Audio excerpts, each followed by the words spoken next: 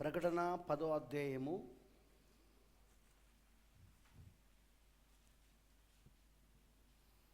1 నుండి 7 వచనాలు చదువుకుందాము. ఎంతమంది దేవుడి వాక్యమును ఇష్టపడుతున్నారు? నిజంగా దేవుని వాక్యమును మీరు ఇష్టపడుతున్నారా? ప్రైజ్ ది లార్డ్, హల్లెలూయా. ఆయన నిన్న నేడు నిరంతరము ఒకటే రీతిగా ఉన్నాడు. ఆయన మారని దేవుడుగా ఉన్నాడు. ఏయ్ కూర్చో, నిలబడు. లెట్స్ మళ్ళీ కట్ చేసుకున్నాను. ప్రకటన గ్రంథము 10వ అధ్యాయము 1వ వచనమును మనం చదువుకుందాము. బలిష్ఠుడైన వేరొక దూత పరలోకమును దిగొచ్చుట చూచితిని. ఆయన మేఘము ధరించుకొని ఉండెను. ఆయన శిరస్సు మీద వర్షపు ధనస్సు ఉండెను. ఆయన ముఖము సూర్యబింబం వలెను, ఆయన పాదములు అగ్నిస్తంభం వలెను ఉండెను. ఆయన చేతిలో విప్పబడిన ఒక చిన్న పుస్తకం ఉండెను. ఆయన తన కుడి పాదము సముద్రం మీదను ఎడమ పాద భూమి మీదను మోపి సింహము గర్జించినట్లు గొప్ప శబ్దముతో ఆర్భాటించెను. ఆయన ఆర్భాటించినప్పుడు 7 ఉరుములు వాడి వాడి శబ్దములు పలికెను. ఆ 7 ఉరుములు పలికిన సంగతులకు పలికినప్పుడు నేను రాయబోచుండగా 7 ఉరుములు పలికిన సంగతులకు ముద్ర వేయము, వాటిని రాయవద్దని పరలోకములో ఒక స్వరం పలుకుట వింటిని. మరి సముద్రం మీదను భూమి మీదను నిలుచుండగా నేను చూసిన దూత తన కుడిచే ఆకాశం తట్టెత్తి పరలోకమును అందులో ఉన్న వాటిని, భూమిని అందులో ఉన్న వాటిని, సముద్రమును అందులో ఉన్న వాటిని సృష్టించి యుగ యుగములు జీవించుచున్న వాని తోడు ఒట్టు పెట్టుకొని ఇక ఆలస్యం ఉండదు కానీ 7వ దూత పలుకు దినములలో అతడు బూర ఊదబోచుండగా దేవుడు తన దాసులకు ప్రవక్తలకు తెలిపిన సువార్త ప్రకారము దేవుని మర్మము సమాప్తమగునని చెప్పెను. దేవుడి మాటలను దీవించును గాక. చిన్న ప్రార్థన చేసుకుందాం. ప్రభు అయిన దేవా, సర్వశక్తిమంతుడా, కృపామయుడైన తండ్రి, నీకు వందనాలు అయ్యా. ఇప్పుడు నీ సన్నిధిలో మా తలలు వంచుతున్నాము. ఎందుకంటే మేము ఏ మట్టిలో నుండి అయితే తీయబడ్డామో తిరిగి ఆ మట్టిగా మారిపోయే జనులమై ఉన్నాం ప్రభువా. మేము నిజంగా మట్టివారము, వట్టివారమే ప్రభువా. కేవలము నీ కృపయే మమ్మల్ని ఎన్నుకొని మమ్మల్ని పిలిచి మమ్మల్ని రక్షించినది ప్రభువా. నేడు మేము రక్షించబడి ఉన్నాము అంటే కృపచేతనే అని నమ్ముచున్నాము. ఎందుకంటే నీ వాక్యం కూడా అదే చెప్తుంది ప్రభువా. మేము ఎన్నుకోబడ్డామంటేనే నీ కృపచేత నువ్వు మమ్మల్ని ఎన్నుకున్నావు. కృపచేత నువ్వు మమ్మల్ని ముందుగా నిర్ణయించుకున్నావు. కృపచేతే నువ్వు మమ్మల్ని పిలిచావు. కృపా వర్తమానము ద్వారా కృపచేత నువ్వు మమ్మల్ని పిలిచున్నావు. ఇప్పుడు ఆ కృప ద్వారానే మమ్మల్ని రక్షించావు. ఇప్పుడు ఆ కృప ద్వారానే మమ్మల్ని సిద్ధపరుస్తున్నావు. ఎత్తబరుట కొరికే మమ్మల్ని సిద్ధపరుస్తున్నావు. ఎందుకంటే ఎత్తబడుట కూడా కృప పైననే ఆధారపడి ఉన్నది. దేవాది మేము ఖచ్చితంగా నమ్ముతున్నాం ప్రభువా. కృప పైననే అది ఆధారపడి ఉన్నది. అందుకే కృపను పొందుకున్న జనులుగా ఎత్తబడుట కొరకు కావలసిన విశ్వాసము నీ వాక్యము ద్వారాను మాకు ఇస్తున్నందుకు వందనాలయ్యా. ఎందుకంటే ఎత్తబడే విశ్వాసమును కలిగించే వర్తమానము మాకు ఇచ్చావు దేవా. ఆ పర్ఫెక్ట్ ఫేత్, ఆ పరిపూర్ణ విశ్వాసం, ఆ ఎత్తబడే విశ్వాసము ప్రభువా, అది ఈ కాల వర్తమానము. ఆ 7వ దూత పలికిన ఆ వర్తమానములో ఉన్నది ప్రభువా. ఎందుకంటే 7వ దూత నోటిలో నుండి వచ్చినది అది 7 ఉరుముల స్వరమై ఉన్నది. అందుకే ప్రభువా, నువ్వు మరొకసారి ఈ రాత్రి ఇక్కడ రంగం పైన నిలబడి ఈ బలహీనమైన శరీరాన్ని, ఈ పాత్రను ప్రభువా నీ సిలువ చాటున, నీ మేఘము చాటున మరుగు చేసుకొని ఈ రాత్రును మాట్లాడమని ప్రార్థిస్తున్నా. నీ మాటలు మా తలలపై నుండి మా పక్క నుండి పోకుండా అవి ఖచ్చితంగా మా హృదయాలలో ఫలింపబడును గాక. అవి ఖచ్చితంగా అది మాలో శరీరధార అవును గాక. అలాంటి కృపను మాకు దయచేదేవా. నీకు పూర్తిగా మేము సమర్పించుకుంటున్నాం. నువ్వు దీవిస్తున్నందుకు స్తోత్రం. నువ్వు మమ్మల్ని ఆశీర్వదిస్తున్నందుకు వందనాలు చెల్లిస్తూ యేసుక్రీస్తు నామములో ప్రార్థిస్తున్నాము. ఆమేన్. దయచేసి కూర్చోండి. Please be SIT down.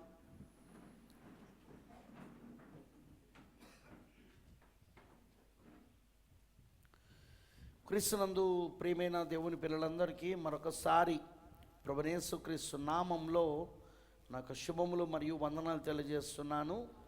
దేవుడు మీ అందరినీ దీవించును గాక. ఆమేన్. హల్లెలూయా. మరి ప్రియమైన దేవుని పిల్లలారా, ఈరోజు ఒక చిన్న వర్తమానాన్ని మీ మధ్యలోనికి నేను తీసుకురావాలని ఆశిస్తున్నాను. I believe it. నేను నమ్ముతున్నాను ద హోలీ గోస్ట్ పరిశుద్ధాత్మ ఇప్పుడు మన మధ్యలో ఉన్నాడు.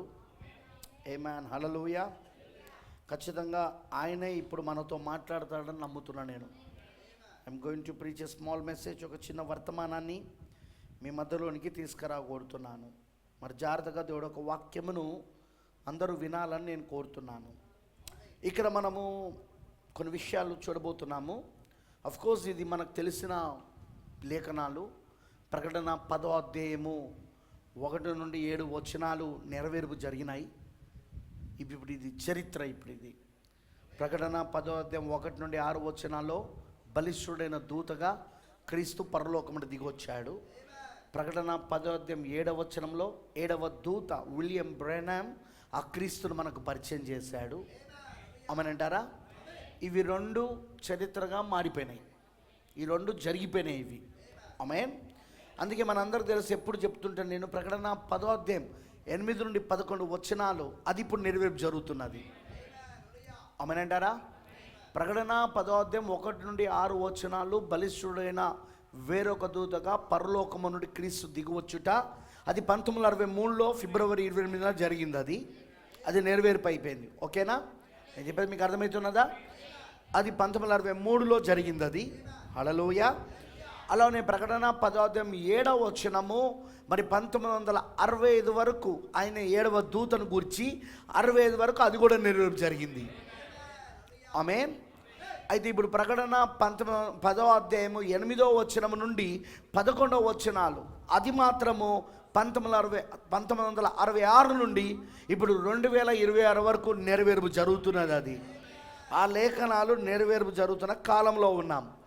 మరి మనకు తెలుసు, అందులో ప్రకటన 10వ అధ్యాయం 1 నుండి 6 వచనాలు అబలిష్ఠుడైన వేరొక దూతగా పరలోకము దిగి వచ్చిన వాడు క్రీస్తని.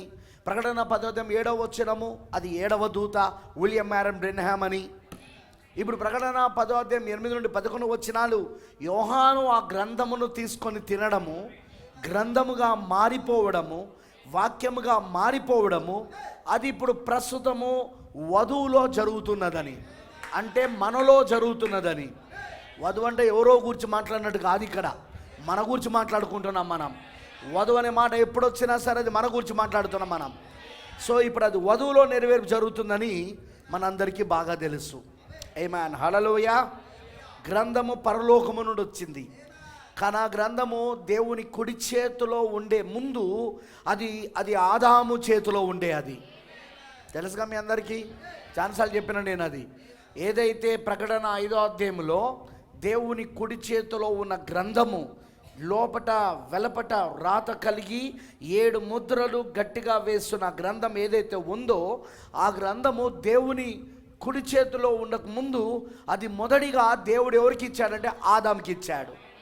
మరి గ్రంథము అంటే నిజంగానే జీసస్ క్రైస్ట్ ఒక పుస్తకాన్ని రాశాడు. జగత్ పునాది వేయబడమునిపై ఆ గ్రంథం రాయబడింది. జగత్ పునాది వేయబడమునిపై దేవుని మనస్సులోని వెనక భాగములో ఆ గ్రంథము రాయబడి ఉన్నది. ఆ గొర్రెపిల్ల జీవ గ్రంథం ఎవరో కాదు, మళ్ళీ యేసుక్రీస్తే. ఆ 7 ముద్రల గ్రంథము, గొర్రెపిల్ల జీవ గ్రంథము, లేకపోతే విమోచన గ్రంథము, దానికి పేర్లు ఇవే కదా. ఆ గ్రంథానికి పేర్లు 7 ముద్రల గ్రంథము, గొర్రెపిల్ల జీవ గ్రంథము, విమోచన గ్రంథము, అలానే హక్కు పత్రము, సంగ్రహ హక్కు పత్రము, అబ్స్ట్రాక్ట్ టైటిల్ డీడ్. ఆమేన్. హల్లెలూయా. ఆ గ్రంథము దేవుని మనస్సు వెనక భాగములో జగత్ పునాది వేయబడమునిపై రాయబడి ఉన్నది. అయితే ఆ గ్రంథమే ఎవరికి ఇచ్చాడంటే ఆదాంకి ఇచ్చాడు. ఎవరికి ఇచ్చాడు? అయితే నిజంగా ఇప్పుడు ఆయన ఏదైనా ఒక పుస్తకాన్ని చేతులు పెట్టుకొని దేవుడు యేసుక్రీస్తు ఆదాం చేతికి ఇచ్చాడంటావా? కాదు కాదు, మనందరికీ తెలుసు. ఎందుకంటే అక్కడ ఇచ్చిన గ్రంథం ఏంటిదంటే ఆయన మనస్సు. ఆ గ్రంథంలో ఉన్నదంతా ఆయన ఆలోచనలు. నువ్వు నేను ఎలా ఏర్పరచబడ్డాం జగత్ పునాది వేయబడక మునుపు? ఆయన ఆలోచనగా ఏర్పరచబడ్డాం. ఆయన ఆలోచనలో ఉన్నాం మనము. ఆయన మనస్సులోని ఆలోచనగా ఉన్నాం మనం. ఆయన మనస్సులోని ఆలోచనగా ఉన్న మనము వింటున్నారా? ఇప్పుడు ఆ ఆలోచన, మనస్సు ఏదైతే ఉందో, ఆ ఏర్పాటు, ఎన్నిక, ఆ ముందు నిర్ణయము, అదే ఎవరికి ఇచ్చాడంటే ఆదాముకి ఇచ్చాడు. అంటే ఆదాములో ఇప్పుడు ఆ దేవుని మనస్సు ఉన్నది. గ్రంథం ఆదాము దగ్గర ఉన్నదంటే అర్థం ఏంటి చెప్పండి? వినబడతలేదు నాకు. గ్రంథము ఆదాము చేతిలో ఉన్నదంటే అర్థం ఏంటి చెప్పండి? దేవుని మనస్సు ఆదాములో ఉన్నది.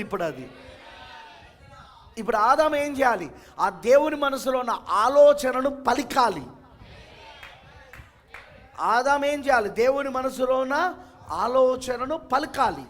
ఎలా అంటే మీరు ఫలించండి, అభివృద్ధి పొందండి, భూమిని నిండించండి, విస్తరించండి, దాన్ని లోపరుచుకోమని దేవుడు దీవించాడా లేదా? వినబడతలేదు నాకు. దీవించాడా లేదా? ఆయన దీవించినప్పుడు వాళ్ళను ఫలించమన్నాడంటే, అంటే పిల్లలను తీసుకురమ్మన్నాడంటే, దేవుడు తన పిల్లలను ఎలా తీసుకురమ్మన్నాడంటే ఆ గ్రంథమును ఆదాముకి ఇచ్చుడు ద్వారా. అర్థమైందని అన్నది? ఆ గ్రంథమును ఆదాముకి ఇచ్చాడు. ఆదాము గ్రంథం కలుగున్నాడు. ఇప్పుడు ఆదాము గ్రంథం కలుగున్నాడంటే అర్థం దేవుని యొక్క ఆలోచనలు కలుగున్నాడు. ఇప్పుడు దేవుని యొక్క మనస్సు, ఆ మనస్సులోని ఆలోచనలు ఇప్పుడు ఆదాము లోపల ఉన్నాయి. ఆదాము ఇప్పుడు ఏం చేయగలడంటే దాన్ని పలుకుతే, ఆ పలకబడిన మాట ద్వారా అదిగో ఆ గ్రంథములో ఎవరెవరి పేర్లు అయితే జగదు పునాది వేయబడిన పేరు రాయబడి ఉన్నాయో, అనగా దేవుని ఆలోచనగా ఉన్నారో, దేవుని ఆలోచనగా గుణలక్షణముగా ఉన్నారో, వాళ్ళు ఇక్కడ అవ్వ గర్భములో శరీరధారి జన్మించబడే వాళ్ళు. అర్థమైందని అన్నది?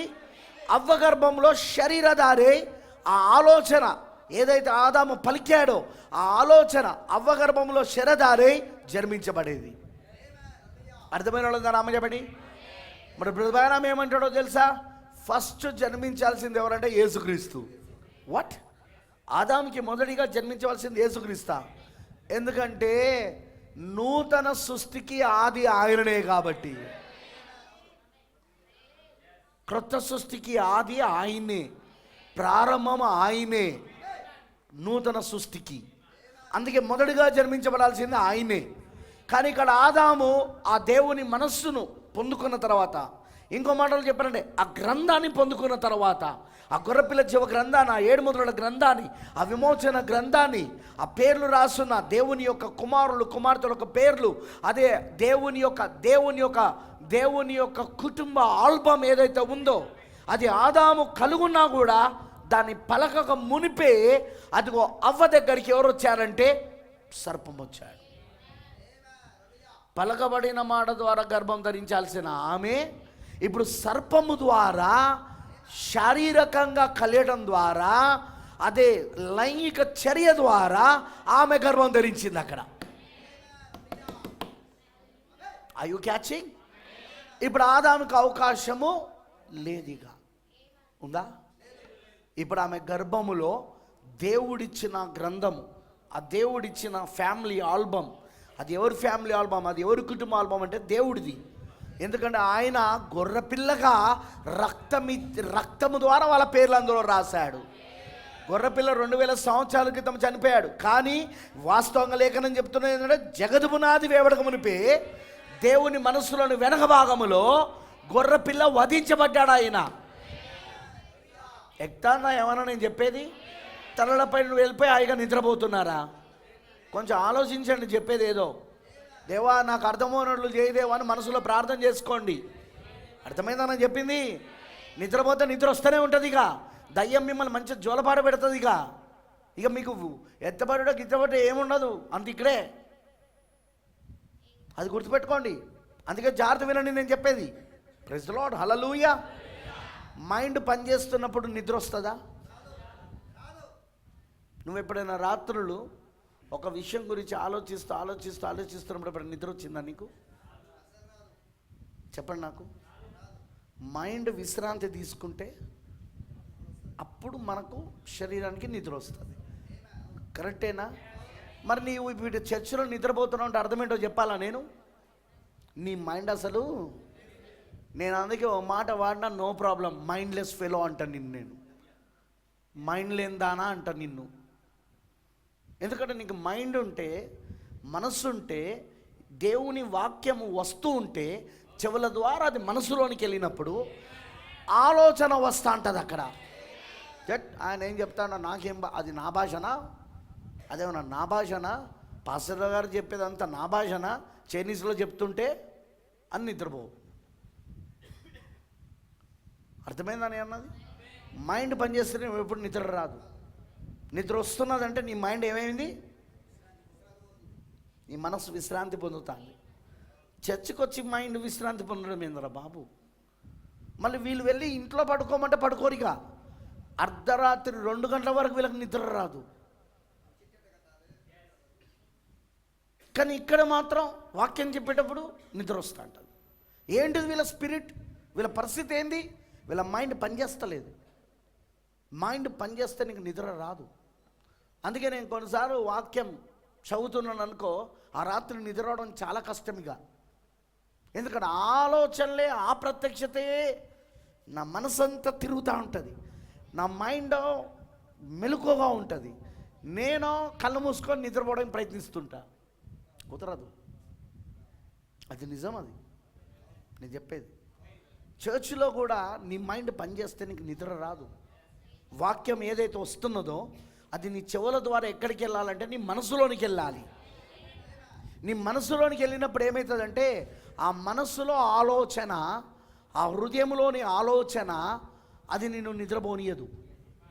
That is what happens. అది జరుగుతుంది విశ్వాసికి. చర్చిలా చెప్పబడుతున్న వాక్యం ఆలోచిస్తూ ఉంటావు, ప్రతిదీ ఆలోచిస్తూ ఉంటావు వాక్యాన్ని.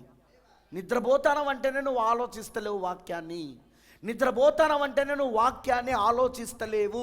అంటే చెవులకేలి అది నీ మనసులోనికి, నీ హృదయంలోనికి పోకుండానే అది ఇంకో షోలో నుండి. అందుకే నిద్రపోయేటోడు చూడండి, ఎంత అల్లరి ఉన్నా అక్కడ నిద్రపోతాడు. అరే అల్లరి ఉందిగా, అంత శబ్దం ఉందిగా, అంత శబ్దం చేస్తున్నా ఎట్లా నిద్రపోతున్నాడు? అంత శబ్దం చేస్తున్నా అంటే ఈ షో నుండి వింటున్నాడు, ఈ షో నుండి పోతున్నది. ఇక అది పనిచేయదు అనమాట. ఇక ఈ చెవు పనిచేయదు, ఈ చెవు పనిచేయదు. వాళ్ళు అరిసినా కేకలేసినా వీడు నిద్రపోతాడు. అలానే మెసేజ్ చెప్పేటప్పుడు కూడా, వాక్యం చెప్పేటప్పుడు కూడా నిద్రపోవడానికి కారణం ఏంటంటే ఈ చెవులు పనిచేయవిగా. అందుకే ప్రభు వాక్యం ఏమంటే ఆత్మ చెప్పుచున్న మాట ఫస్ట్ ఎక్కడికి పోవాలి, అది చెవికి పోవాలి, తర్వాత అది మనసులోకి పోతుంది. అసలు వీళ్ళకి చెవికి పోతేగా. అందుకే అల్లరి ఎంతున్నా కూడా వీళ్ళకి నిద్ర వచ్చేస్తుంది, వీళ్ళ మైండ్ యాబ్సెంట్ అయిపోతుంది. ఎంత అల్లరి జరుగుతున్నా కూడా. అలానే ఇక్కడ ఎంత గట్టిగా వాక్యం చెప్తున్నా, ఎంత ఖచ్చితంగా వాక్యం చెప్తున్నా వీళ్ళు నిద్రపోతారు. ఎందుకంటే అసలు పరిశుద్ధాత్మ చెప్తున్న మాట చెవికి పోవట్లేదు. ప్రాబ్లం ఇక్కడే ఆపేసింది అపవాది. వినగలిగిన చెవులు వీళ్ళకి లేవిగా. ఆత్మ చెప్తున్న మాటను వినగలిగిన చెవులు వీళ్ళకి లేదు. అదే ప్రాబ్లం. అది మీకు లేదనుకో, మిమ్మల్ని ఏ డాక్టర్ కూడా బాగు చేయలేడు. నువ్వు ఏ డాక్టర్ దగ్గర పోయినా, పాస్టర్గా వెళ్ళి డాక్టర్ గారు అండి వాక్యం అనుడితోటే నాకు నిద్ర వచ్చేస్తుందండి అని చెప్పు, ఏం చేయలేడు. ఏం చేయాలంటాడు? No treatment. ట్రీట్మెంట్ లేదు ఇక దానికి. ఒకటి చెప్తా, ఒక ట్రీట్మెంట్ ఉంది. అదేంటో తెలుసా? సరే కూర్చుంటే నిద్రపోతానుగా, లేచి నిలబడు. కాళ్ళు పిక్కుతా ఉంటే నిద్ర రాదిగా. వస్తుందా? రాదిగా. నీకు ఛాన్స్ ఒకటే ఉందిగా, లేచి నిలబడు. సిగ్గుపడాల్సిన అవసరం ఏముంది? లేదా ఇంకొక చాయిస్ ఉంది, మధ్యలో లేచి హల్లెలూయా ఆమేన్ ప్రైజ్ ది లార్డ్ అని చెప్పు. వాక్యం వింటూ దేవునికి స్తోత్రం అని అరువు. నోటికి పని చెప్పు, నోటికి పని చెప్పు, హల్లెలూయా ఆమేన్ ప్రైజ్ ది లార్డ్ అని. ఎవరైతే మౌనంగా ఉంటారో వాడు నిద్రపోతారు. గుర్తుపెట్టుకోనండి, ఎవరైతే మౌనంగా ఉంటారో సంఘములో వాళ్ళు ఖచ్చితంగా నిద్రపోతారు వాళ్ళు. అదే వాళ్ళు దేవుని స్తుతిస్తుంటే, దేవుని ఆరాధిస్తుంటే, వాక్యం చెప్తుండగా ఆమేన్ హల్లెలూయా నడుస్తుంటే వాళ్ళకు నిద్ర రాదు. వాళ్ళకు నిద్ర వచ్చే అవకాశమే లేదు కూడా. ప్రైజ్ ది లార్డ్ హల్లెలూయా. అందుకే జాగ్రత్తగా వినండి నేను చెప్పేది. ఆమేన్. ఇప్పుడు ఆదాము దగ్గర ఏమున్నదంటే దేవుని మనస్సు ఉన్నది. ఏంటా మనసు అంటే, జగత్తు పునాది వేయబడక మునిపే ఎవరెవరైతే ఏర్పరచబడి ఉన్నారో, ఎన్నుకోబడి ఉన్నారో, ఎవరి పేర్లైతే ఆ గొర్రెపిల్ల యొక్క జీవ గ్రంథములో గొర్రెపిల్ల వధించబడు ద్వారా జగత్తు పునాది వేయబడిపే గొర్రెపిల్ల వధించబడు ద్వారా రక్తము చేత ఎవరి పేర్లైతే రాయబడ్డాయో ఆ ఫ్యామిలీ ఆల్బమ్, ఆ దేవుని కుటుంబ ఆల్బమ్ ఏదైతే ఉందో అది ఇప్పుడు ఆదాము మనసులో ఉన్నది. ఇప్పుడు అది వాళ్ళందరూ ఎలా ఉన్నారంటే ఆలోచనగా ఉన్నారు. వాళ్ళు దేవుని ఆలోచనగా, దేవుని గుణలక్షణాలుగా. ఇప్పుడు ఆదాము ఏం చేయాలంటే పలుకుడు ద్వారా, ఆ పలకబడిన మాట ద్వారా, అదిగో ఆమె ఎవరు, ఆదాము భార్య అయిన ఆ ఆదాముకు అప్పటి వరకు వధువు, ఇంకా భార్య కాలేదు. ఆమె వధువు మాత్రమే, భార్య కాదు. అందుకే బ్రతమానం అంటాడు, ఇప్పుడు ఈమె వధువు కాదు, ఇప్పుడు ఈమె భార్య, శ్రీమతి యేసుక్రీస్తు. ఇప్పుడు ఈమె వధువు కాదు, ఇప్పుడు ఈమె భార్య, ఇప్పుడు ఈమె శ్రీమతి యేసుక్రీస్తు. వధువుకి భార్యకు తేడా ఏంటో తెలుసా? వధువు పిల్లలను తీసుకురాలేదు. అంటే ఇంకా పిల్లలను తీసుకురాని దశలో ఉన్న వాళ్ళందరూ వధువు అయి ఉన్నారు. కానీ పిల్లలను తీసుకొచ్చిన దశలో ఉన్నవారు, అంటే వాళ్ళిద్దరు ఏక శరీరమైనప్పుడు, వాళ్ళిద్దరు ఒకటైనప్పుడు, ఎవరు? పురుషుడు స్త్రీ, భర్త భార్య ఒకటైనప్పుడు అది భార్య భర్తలు అనబడతారు అక్కడ. ఆమెనంటారా? అందుకే ఆదాము భార్య కాదు, ఆదాము వధువు, ఇంకా భార్య కాలేదు. ఎందుకంటే వాళ్ళిద్దరు ఏకత్వంలోనికి రాలే. వాళ్ళు రావాల్సిన ఏకత్వం ఏంటిదంటే అది ఆది పాపం ద్వారా కాదు. అది ఆది పాపం ఏంటిది? లైంగిక చర్య. లైంగిక చర్య ద్వారా కాదు వాళ్ళిద్దరు ఏకమవ్వాల్సింది. అది వాళ్ళిద్దరు ఏకమవ్వాల్సింది ఎలాగంటే, వాళ్ళ ఏకత్వం ఎలాగంటే ఈయన పలికితే ఆమె పొందుకునే విధంగా. సేమ్ ఏ విధంగా అయితే మొదటి రాకడలో అదిగో అక్కడ కన్యక మరియా దూత పలికినప్పుడు, ఆ బలిష్ఠులను దూత పలికినప్పుడు, తాను నీ దాసురాలికి నీ మాట చొప్పున జరుగును కాక, కలువును కాక అని అన్నప్పుడు, ఆ ఏకత్వంలోనికి ఆమె ఎప్పుడైతే అదిగో ఆ దూత మాటతో వచ్చిందో, ఆ దూత మాటకు వచ్చిందో అప్పుడు ఆమె గర్భవతి అయింది అక్కడ. ఇప్పుడు ఆదాము యొక్క వధువు కూడా భార్యగా మారాలంటే ఆ ఏకత్వంలోనికి వాళ్ళు రావాలి. ఆదాము యొక్క మాటను, ఆదాము యొక్క పలకబడిన మాటను స్వీకరించే ఏకత్వములోనికి. ఆ ఏకత్వము రాక మునిపే, వింటున్నారా?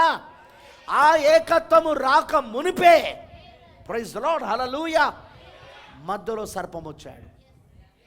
వాడొచ్చి ఏం చేశాడు? జంతువుల కోసము నియమించబడిన పిల్లలను కనే విధానాన్ని నెమ్మదిగా అవ్వకు, మనిషి జాతిలోనికి తీసుకొచ్చాడు. ఇప్పుడు వాడు మానవ జాతిలోనికి. అది మానవ జాతికి ఇవ్వబడింది కాదు, అది ఇవ్వబడింది జంతువులకు. అందుకే సర్పం ఎవరు? భూజంతువు. సర్పం ఎవరండి? భూజంతువు. ఆ భూజంతువులకు ఇచ్చింది ఏంటిది? దేవుడు వాటి యొక్క సంతానాన్ని ఏ విధంగా ఉత్పత్తి చేయాలి అంటే అదిగో ఆ లైంగిక చర్య ద్వారా. ఇప్పుడు ఆ లైంగిక చర్య ద్వారా ఆ భూజంతువు అయిన సర్పము దాన్ని ఎక్కడ తీసుకొచ్చాడంటే ఇప్పుడు మానవ జాతికి తీసుకొచ్చాడు. ఎవరి ద్వారా అంటే ఇక్కడ స్త్రీ ద్వారా, అవ్వ ద్వారా, ఆదాము యొక్క వధువు ద్వారా, భార్య ద్వారా కాదు, వధువు ద్వారా. ప్రైజ్ ది లార్డ్, హల్లెలూయా. అర్థమైన రామయ్యవాడి. అలా ఆమె ఏం జరిగిందంటే అక్కడ ఆమె గర్భం ధరించడం వలన ఇప్పుడు ఆమె ఆ సర్పం యొక్క సంతానమును తన గర్భములో ధరించడం వలన ఇప్పుడు ఆదాము ఆ ఏకత్వంలోనికి వెళ్ళలేకపోయాడు. ఇప్పుడు ఆమె కోసము ఆదాము కూడా దేవుడు చేయవద్దన్న క్రియను చేశాడు. అవ్వ ఏ క్రియ చేయొద్దని దేవుడు చెప్పాడో, ఆదాము అవ్వలు ఇద్దరికీ ఏ క్రియ చేయొద్దని దేవుడు చెప్పాడో ఆ క్రియ ముందు అవ్వ చేసింది. ఆ తర్వాత ఇప్పుడు ఆదాము కూడా చేశాడు. ఎవరి కోసం చేశాడంటే అవ్వ కోసం.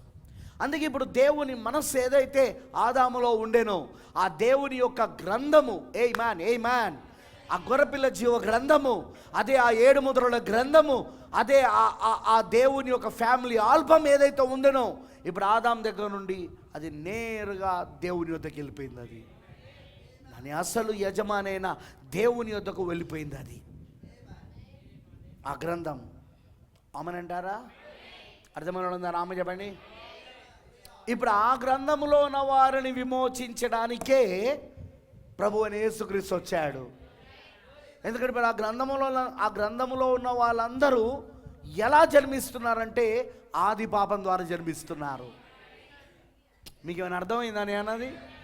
ఆ గ్రంథములో ఉన్న వాళ్ళందరూ ఎట్లా జన్మిస్తున్నారంటే ఆది పాపం ద్వారా. అందుకే 51వ కీర్తన 5వ వచనంలో ఏమున్నది? నేను పాపములో జన్మించబడిన వాడను, పాపములోనే నా తల్లి నన్ను గర్భము ధరించెను. కరెక్టేనా? దావీదు అంటున్నాడు ఆ మాట. సో అందుకే ఆ గర్భములోనికి వచ్చిన విధానమే తప్పు. ఎలా వచ్చామంటే ఆది పాపం ద్వారా, లైంగిక చర్య ద్వారా మనము ఆ గర్భంలోకి వచ్చినాం.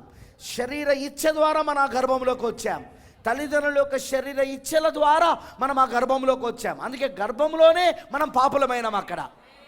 అందుకే మనం పుట్టుడే పాపులుగా పుట్టాము. అందుకే యేసుక్రీస్తు ఆ గర్భంలోనికి ఎలా వెళ్ళాడు? ఆ స్త్రీ గర్భంలోనికంటే, ఆ కన్యక గర్భంలోనంటే ఆయన ఆది పాపం ద్వారా వెళ్ళలేదు, కానీ పలకబడిన మాడ ద్వారా. ప్రైజ్ ది లార్డ్, హల్లెలూయా. ఆ పలకబడిన మాడ ద్వారా అదిగో కన్యక మరియ గర్భము ధరించి కుమారుని కన్నది. అతనికే ఇమ్మానుయేల్ అని పేరు పెట్టింది. అదే యేసుక్రీస్తు అని పేరు. హల్లెలూయా. ఆయన పుట్టుడే క్రీస్తుగా పుట్టాడు. ఆయనకు పేరు యేసు అని పెట్టాడు. అందుకే ఇప్పుడు ఆయన యేసే క్రీస్తు అయ్యాడు ఇక్కడ. ఆమేన్, హల్లెలూయా. ఇప్పుడు ఆయన మనందరి ఎవరెవరైతే ఆ గ్రంథములో ఉన్నారో, జగత్ పునాది వేయబడక మునిపే ఆ గొర్రెపిల్ల జీవ గ్రంథములో ఎవరెవరైతే ఆ 7 ముద్రల గ్రంథములో ఎవరెవరి పేర్లు రాయబడి ఉన్నాయో వాళ్ళందరి కొరకు ఆయన గొర్రెపిల్లగా రక్తము చిందించి వాళ్ళందరికీ ఆయన విమోచన చేశాడు ఆయన. ఆమేన్ అంటారా? అర్థమైన వాళ్ళందరూ రామ చెప్పండి. వాళ్ళందరి కొరకు ఆయన విమోచన చేశాడు. ఇప్పుడు విమోచన చేసిన ఆయన యేసుక్రీస్తు ఇప్పుడు ఆ విమోచన కార్యమును 3 దశలుగా ఉన్నట్టు మనకు ప్రవక్త చెప్పాడు. 3 దశలు. మొదటిగా వెల చెల్లించుట, అది మొదటి రాకల్లో చేశాడు. ఎలా? వీళ్ళందరి పాపముల నిమిత్తము క్రయధనముగా తన రక్తమును వెలగా చెల్లించాడు ఆయన. తన రక్తాన్ని, తన జీవాన్ని. రక్తం ఎందుకు బ్రదర్? రక్తంలో జీవమున్నది, రక్తంలోనే ప్రాణమున్నది, జీవమున్నది. హల్లెలూయా. ఇప్పుడు రక్తాన్ని చిందించుట అంటే తన జీవాన్ని దారబోయుట, తన ప్రాణమును పెట్టుట. ఆమేనంటారా? ఇప్పుడు ఆయన తన ప్రాణమును పెట్టాడు, తన జీవాన్ని దారబోసాడు ఆయన. ఇప్పుడు ఆయన జీవాన్ని దారబోసి ఏం చేశాడు? వాళ్ళందరికీ విమోచన కలగజేశాడు. ఎలా? వారి పాపములన్నీ తన పైన వేసుకొని. ఆమేనంటారా? వారి స్థానంలో తాను నిలబడి, గొర్రెపిల్లగా తాను నిలబడి, ఆమేన్, అమాయకమైన గొర్రెపిల్లగా, నిర్దోషమైన గొర్రెపిల్లగా, ఏ పాపము చేయని గొర్రెపిల్లగా, పాపులందరి పాపములన్నీ తన పైన వేసుకొని, మన స్థానాన్ని ఆయన తీసుకొని, మనకు రావలసిన శిక్ష ఆయన పొందుకొని, ఆ మరణ శిక్ష ఆయన పొందుకొని, తన జీవాన్ని, తన రక్తాన్ని దారబోయడం ద్వారా ఈరోజు మనకు విమోచన జరిగింది. ఆమేనంటారా? ఇప్పుడు ఆయన విమోచన చేశాడు. అది మొదటి రాకడలో జరిగింది. ఆమేన్. ఆ తర్వాత మొదటి రాకడ తర్వాత విమోచనలో రెండవ దశ ఏంటంటే, ఎవరి కోసమైతే ఆయన రక్తము చిందించాడో, ఎవరి కోసమైతే ఆయన తన జీవాన్ని దారబోసాడో, ఎవరు వాళ్ళు? గ్రంథంలో ఉన్నవాళ్ళు. అది మర్చిపోకండి. మళ్ళీ దేవుని మనసులో ఉన్నవారు. గ్రంథం అంటే ఏదో చేతిలో ఒక పుస్తకం బైండింగ్ చేసుకొని ఉన్నది కాదు.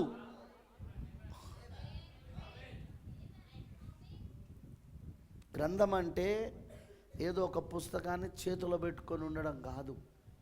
అది ఆయన దేవుని మనసు. అది ఆ దేవుని మనసులో ఎవరెవరు ఉన్నారో, జగతు పునాది వేయబడకమునిపే, లోకపునాదులు వేయబడకమునిపే ఏర్పరచబడి, ఎన్నుకోబడి, ముందు నిర్ణయించబడి ఉన్నారో వాళ్ళందరి కొరకు ఆయన రక్తం చెందించాడు.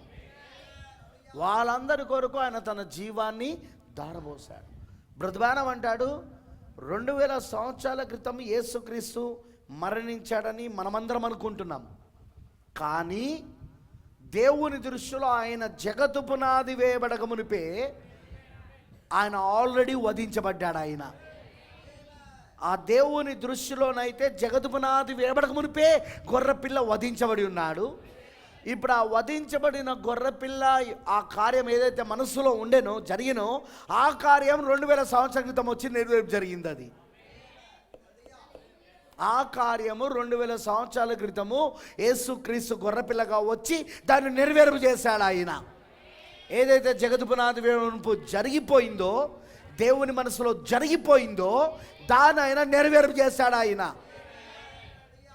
అర్థమైందా నేను చెప్పింది?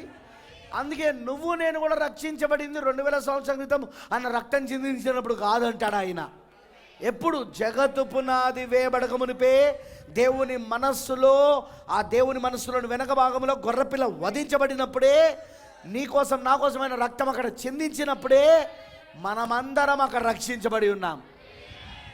అందుకే పుత్ర స్వీకారమైన వర్తమానంలో ఏమంటాడంటే, మనం రక్తం క్రింద పెట్టబడి ఈ లోకంలోకి వచ్చినాం. ఆల్రెడీ రక్తం క్రింద పెట్టబడి ఉన్నాము. ఎప్పుడు? జగత్తు పునాది వేయబడక మునిపే రక్తం కింద పెట్టబడి ఉన్నాం మనం. ఆమనంటారా? పెట్టబడి ఈ లోకానికి వచ్చాము. ఏదైతే జగత్తు పునాది వేయబడ మునిపే ఆయన మనస్సులో నెరవేర్పు జరిగినో గొర్రెపిల్ల వధించబడుట, అది 2000 సంవత్సరాల క్రితము ఆయన నిజంగానే గొర్రెపిల్లగా వచ్చి కన్యక మరియ గర్భములో జన్మించబడి ఆయన నిజంగానే మన కొరకు రక్తం చిందించాడు. కాబట్టి ఆ కార్యం అక్కడ నెరవేర్పవుతుంది. కాబట్టే ఈరోజు మనం రక్షణలో పొందుకుంటున్నాం. మనం ప్రైజ్ ది లార్డ్, హల్లెలూయా. అర్థమైందా అని చెప్పింది? ప్రైజ్ ది లార్డ్, ఆమేన్. ఇప్పుడు వారి కొరికే ఆయన ఏం చేయడం మొదలుపెట్టాడంటే విజ్ఞాపన, మధ్యవర్తిత్వము. అందుకే పౌలు గారు ఏమన్నాడు? దేవుడికి నరుడికి మధ్యవర్తి ఒక్కడే, ఆయన క్రీస్తు నరుడై ఉన్నాడు. దేవునికి నరులకు మధ్యవర్తి ఒక్కడే, ఆయనే క్రీస్తు నరుడై ఉన్నాడు. Praise the lord. అందుకే ఈ 2000 సంవత్సరాలు 7 సంఘకాలాలు, ప్రకటన 2వ అధ్యాయం 3వ అధ్యాయం 7 సంఘకాలాలు ఏం చేస్తున్నాడు ఆయన? విజ్ఞాపన, మధ్యవర్తిత్వము. ఒకవేళ మనము మందిరం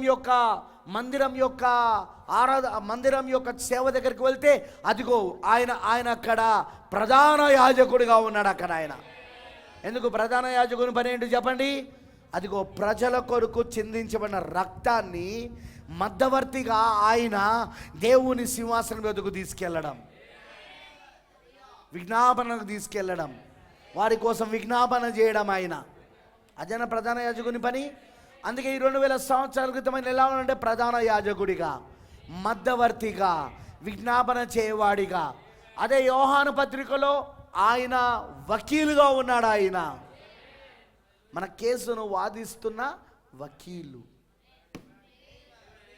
ఆమేన్. మన కేసును వాదిస్తున్న వకీలు. నేను చెప్పే మీకు అర్థమవుతుందా? మనం దోషులమే కానీ నిర్దోషులం. దోషులు నిర్దోషుల, ఎస్, మనం దోషులమే కానీ మనం నిర్దోషులం. ఎలా నిర్దోషులమయ్యామంటే గొర్రెపిల్ల రక్తము ద్వారా. అదే ఆయన వాదించేది. అక్కడ ఎవరెవరి కోసమైతే అపవాది నేరాలు మోపుతున్నాడో, ఎవరెవరి గురించో, ఎవరెవరి పైన నేరాలు మోపుతున్నాడో వాళ్ళందరికీ వకీలుగా ఈయన ఉండి, మధ్యవర్తిగా ఈయన ఉండి ఏం చెప్తున్నాడంటే, ఎస్ వాళ్ళు చేశారు కానీ వాళ్ళు ఇప్పుడు క్షమాపణ పొందుకొని ఉన్నారు వాళ్ళు. ఎందుకంటే వాళ్ళ కొరకు ఆల్రెడీ రక్తం చిందించబడింది. ప్రైజ్ ది లార్డ్, హల్లెలూయా. అదే మధ్యవర్తిత్వం అయి ఉన్నది. ఇక 3వ దశ ఏంటిది అంటే విమోచనలో మొదటిది వెల చెల్లించుట. పాపమునకు క్రయధనముగా వెల చెల్లించాలి. అది విమోచనలో మొదటి భాగం. రెండో భాగం మధ్యవర్తిత్వం. విజ్ఞాపన, మధ్యవర్తిత్వం చేయడం విమోచనలో రెండో భాగం. అదే మనం చూస్తున్నది ఏంటంటే ప్రధాన యాజకుని పని. మందిరం దగ్గరికి వెళ్తే అది ప్రధాన యాజకుని పని. అదే యోహాను ఏమని రాశాడంటే పత్రికలో, అది వకీలు పని. ఆయన వకీలు పని చేస్తున్నాడు. ఆయన ఇప్పుడు అన్నాడు అడ్వకేట్గా ఉన్నాడు అన్నాడు ఆయన. అది రెండవది. ఇక మూడవది వస్తే, థర్డ్ వన్ వస్తే, ఎవరి కోసమైతే ఆయన రక్తము చెందించి విజ్ఞాపన చేశాడో వారిని అధికారపూర్వకంగా, హక్కుపూర్వకంగా తన వారని వారిని స్వీకరించాలి. ఆయన తనవారు వీళ్ళు, వీడు నావారు అని హక్కుపూర్వకంగా అధికారపూర్వకంగా స్వీకరించాలి. ఇంకో విధంగా చెప్పాలంటే జడ్జిమెంట్ అనౌన్స్మెంట్, తీర్పు ప్రకటించబడుట. ఏమని తీర్పు? వీళ్ళు నిర్దోషులు, వీళ్ళందరూ నిర్దోషులు. వింటున్నారని చెప్పింది. ఈ 2000 సంవత్సరాలలో వచ్చిన 7 సంఘకాలలో ఉన్న ఈ వధువంతా నిర్దోషమైనది. నిర్దోషులు, నిష్కలంకమైన వారు, మచ్చ, డాగు, ముడత, కలంకము అట్టిది మరి ఏది లేని ఒక నిర్దోషమైన సంఘం వీళ్ళు తీర్పును ప్రకటించాలి. వీళ్ళపైన ఇక ఏ దోషం ఆరోపించబడదిగా. ఇక అసలు వీళ్ళు దోషం ఆరోపించబడడం కాదు, అసలు మొదటిగా వీళ్ళు పాపమే చేయలేదు. వీళ్ళు నీతిమంతులై ఉన్నారు. మొదటిగా వీళ్ళు అసలు పాపమే చేయలేదు. ఎందుకు? క్లోరాక్స్ బ్లీచ్ వచ్చింది అక్కడ. ఎస్కిస్ రక్తం క్లోరాక్స్ బ్లీచ్, ఎస్కిస్ రక్తం క్లోరాక్స్ బ్లీచ్ వలె మనకు పనిచేస్తూ ఉన్నది. వండర్ఫుల్, హల్లెలూయా. అర్థమైందని చెప్పింది. అప్పుడు ఏం చేస్తున్నాడు ఆయన? బాగా వినండి, ఇక్కడ నుండి చాలా జాగ్రత్తగా వినండి. కుడి చేతిలో ఉన్న పుస్తకం ప్రకటన 5వ అధ్యాయంలో, మరి మీ అందరూ తెలుసుగా ప్రకటన గ్రంథం అంతా కూడా గుర్తులతో కూడిన పుస్తకం అని. నిజంగానే అక్కడ ఒక పుస్తకం లేదు ఆయన చేతిలో, ఉందా? ఆదాం చేతిలో ఉందా? ఏమైనా పుస్తకం రాసి ఇచ్చిండా ఆయన? ఆయన మనసు అది. ఎందుకంటే ఆ గ్రంథంలో ఉన్న వాళ్ళందరూ ఆయన ఆలోచనలు. నువ్వెవరివి? దేవుని ఆలోచన. నేనెవరిని? దేవుడి ఆలోచన. ఎప్పుడు? జగత్తు పునాది వేయబడక మునిపే ఆయన ఆలోచనగా, అది కూడా గొర్రెపిల్లను వధించి ఆ రక్తములో మనని ఆలోచనగా పెట్టాడు ఆయన. నేను ఎప్పుడు చెప్తుంటా, ఆయన మన గురించి ఆలోచించినప్పుడు గొర్రెపిల్లను ఆలోచించాడు ఆయన. గొర్రెపిల్ల లేకుండా ఆయనకు మనం ఆలోచనగా లేము. అక్కడ గొర్రెపిల్ల ఉన్నాడు కాబట్టి మనం ఆలోచనగా ఉన్నాం. అక్కడ ఆయన మన గురించి ఎప్పుడు ఆలోచించిన గొర్రెపిల్లగా. ఎందుకంటే మనం ఆ గొర్రెపిల్లలో క్రీస్తు యేసులో మనం ఏర్పరచబడ్డాం. మనం ఎక్కడ ఏర్పరచబడ్డామండి? జగత్తు పునాది వేయబడక మునుపు క్రీస్తు యేసులో ఏర్పరచబడ్డాం మనం. యేసుక్రీస్తులో. యేసుక్రీస్తు ఎవరు? గొర్రెపిల్ల. అర్థమైందని చెప్పింది.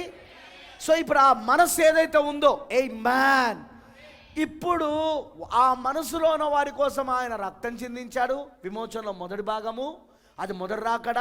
ఆ మనసులో ఉన్న వారి కోసం ఆయన విజ్ఞాపన చేశాడు, అది విమోచనలో 2వ భాగము. మధ్యవర్తిత్వం చేశాడు, ప్రధాన యాజకత్వం చేశాడు, వకీలుగా వాదించాడు. ఇప్పుడు 3వ భాగం ఏంటిదంటే, ఇప్పుడు ఆ గ్రంథాన్ని తీసుకొని, ప్రకటన 5లో ఆ గ్రంథాన్ని తీసుకొని, నేను చెప్పేది మీకు ఏమైనా అర్థమవుతున్నదా? ఇప్పుడు ఆ గ్రంథాన్ని తీసుకొని ఆయన ఆ గ్రంథాన్ని పట్టుకొని రావాలి ఇప్పుడు ఆయన.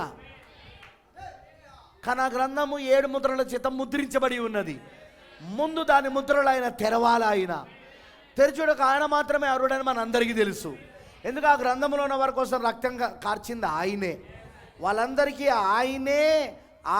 ఆయనే రక్షకుడై ఉన్నాడు, ఆయనే విమోచకుడై ఉన్నాడు. ఆ గొర్రెపిల్లయే రక్షకుడు, విమోచకుడై ఉన్నాడు వాళ్ళందరికీ. వింటున్నారా? ఆయనే రక్త సంబంధకు విమోచకుడై ఉన్నాడు. ఆయన ఉట్టి విమోచకుడు కూడా కాదు ఆయన. వాళ్ళతో రక్త సంబంధం ఉన్నది ఆయనకు. ఆయన మాత్రమే అర్హుడై ఉన్నాడు. అందుకే ఆయన ఆ గ్రంథాన్ని, హల్లెలూయా, తన చేతిలో తీసుకొని దాన్ని విప్పినప్పుడు, బాగా వినండి, ఇప్పుడు ఆ గొర్రెపిల్ల దాని యొక్క ముద్రను పగలగొట్టి విప్పినప్పుడు దాన్ని పట్టుకొని ఆయన ప్రకటన 10లో దిగొస్తున్నాడు. ఇప్పుడు జాగ్రత్త వినండి. ఇప్పుడు ఆయన నిజంగా ఒక గ్రంథాన్ని పట్టుకొని వస్తున్నాడా? మరి ఎలా వస్తున్నాడు? ఆ గ్రంథం ఇప్పుడు ఎట్లున్నది? ఆయన మనస్సుగా ఉన్నది.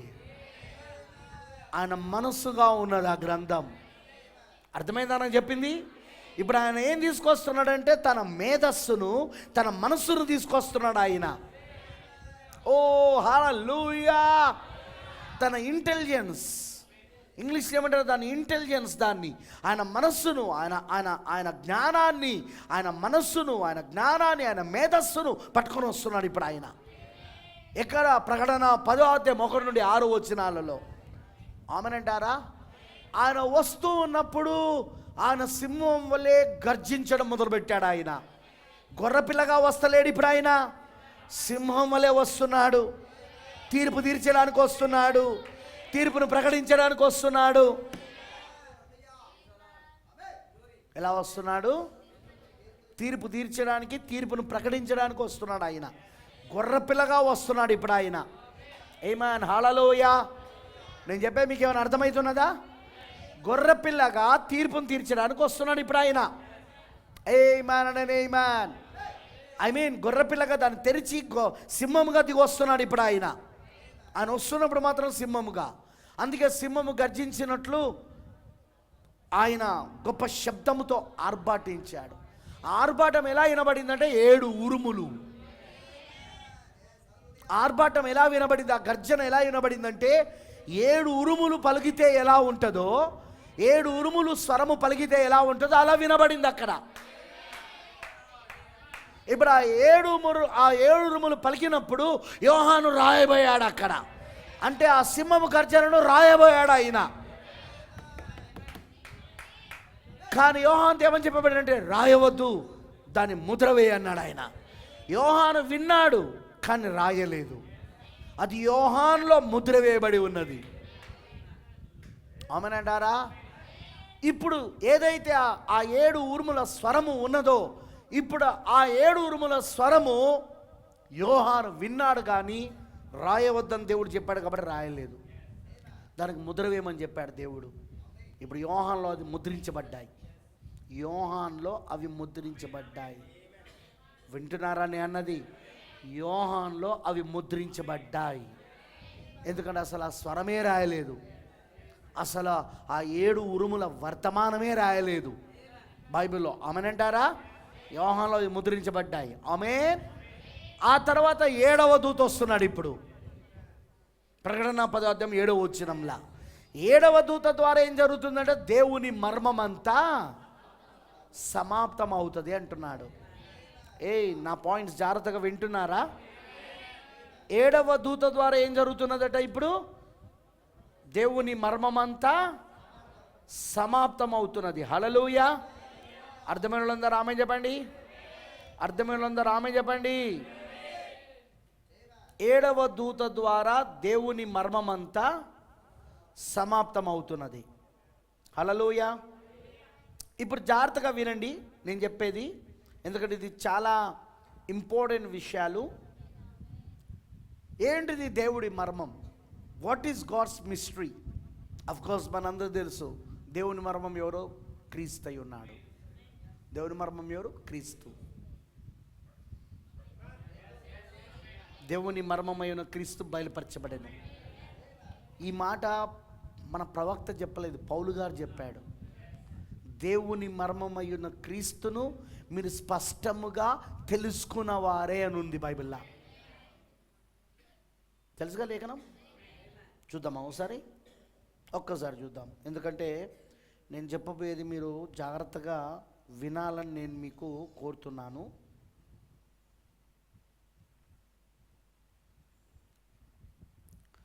This is very important.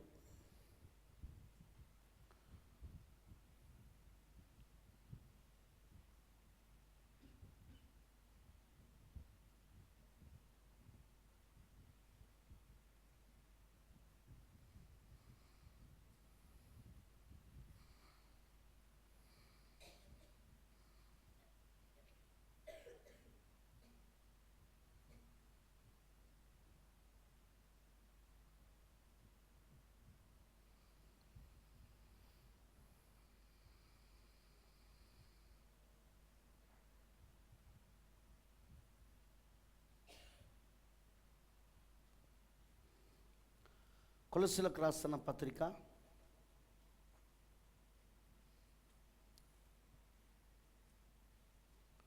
2వ అధ్యాయము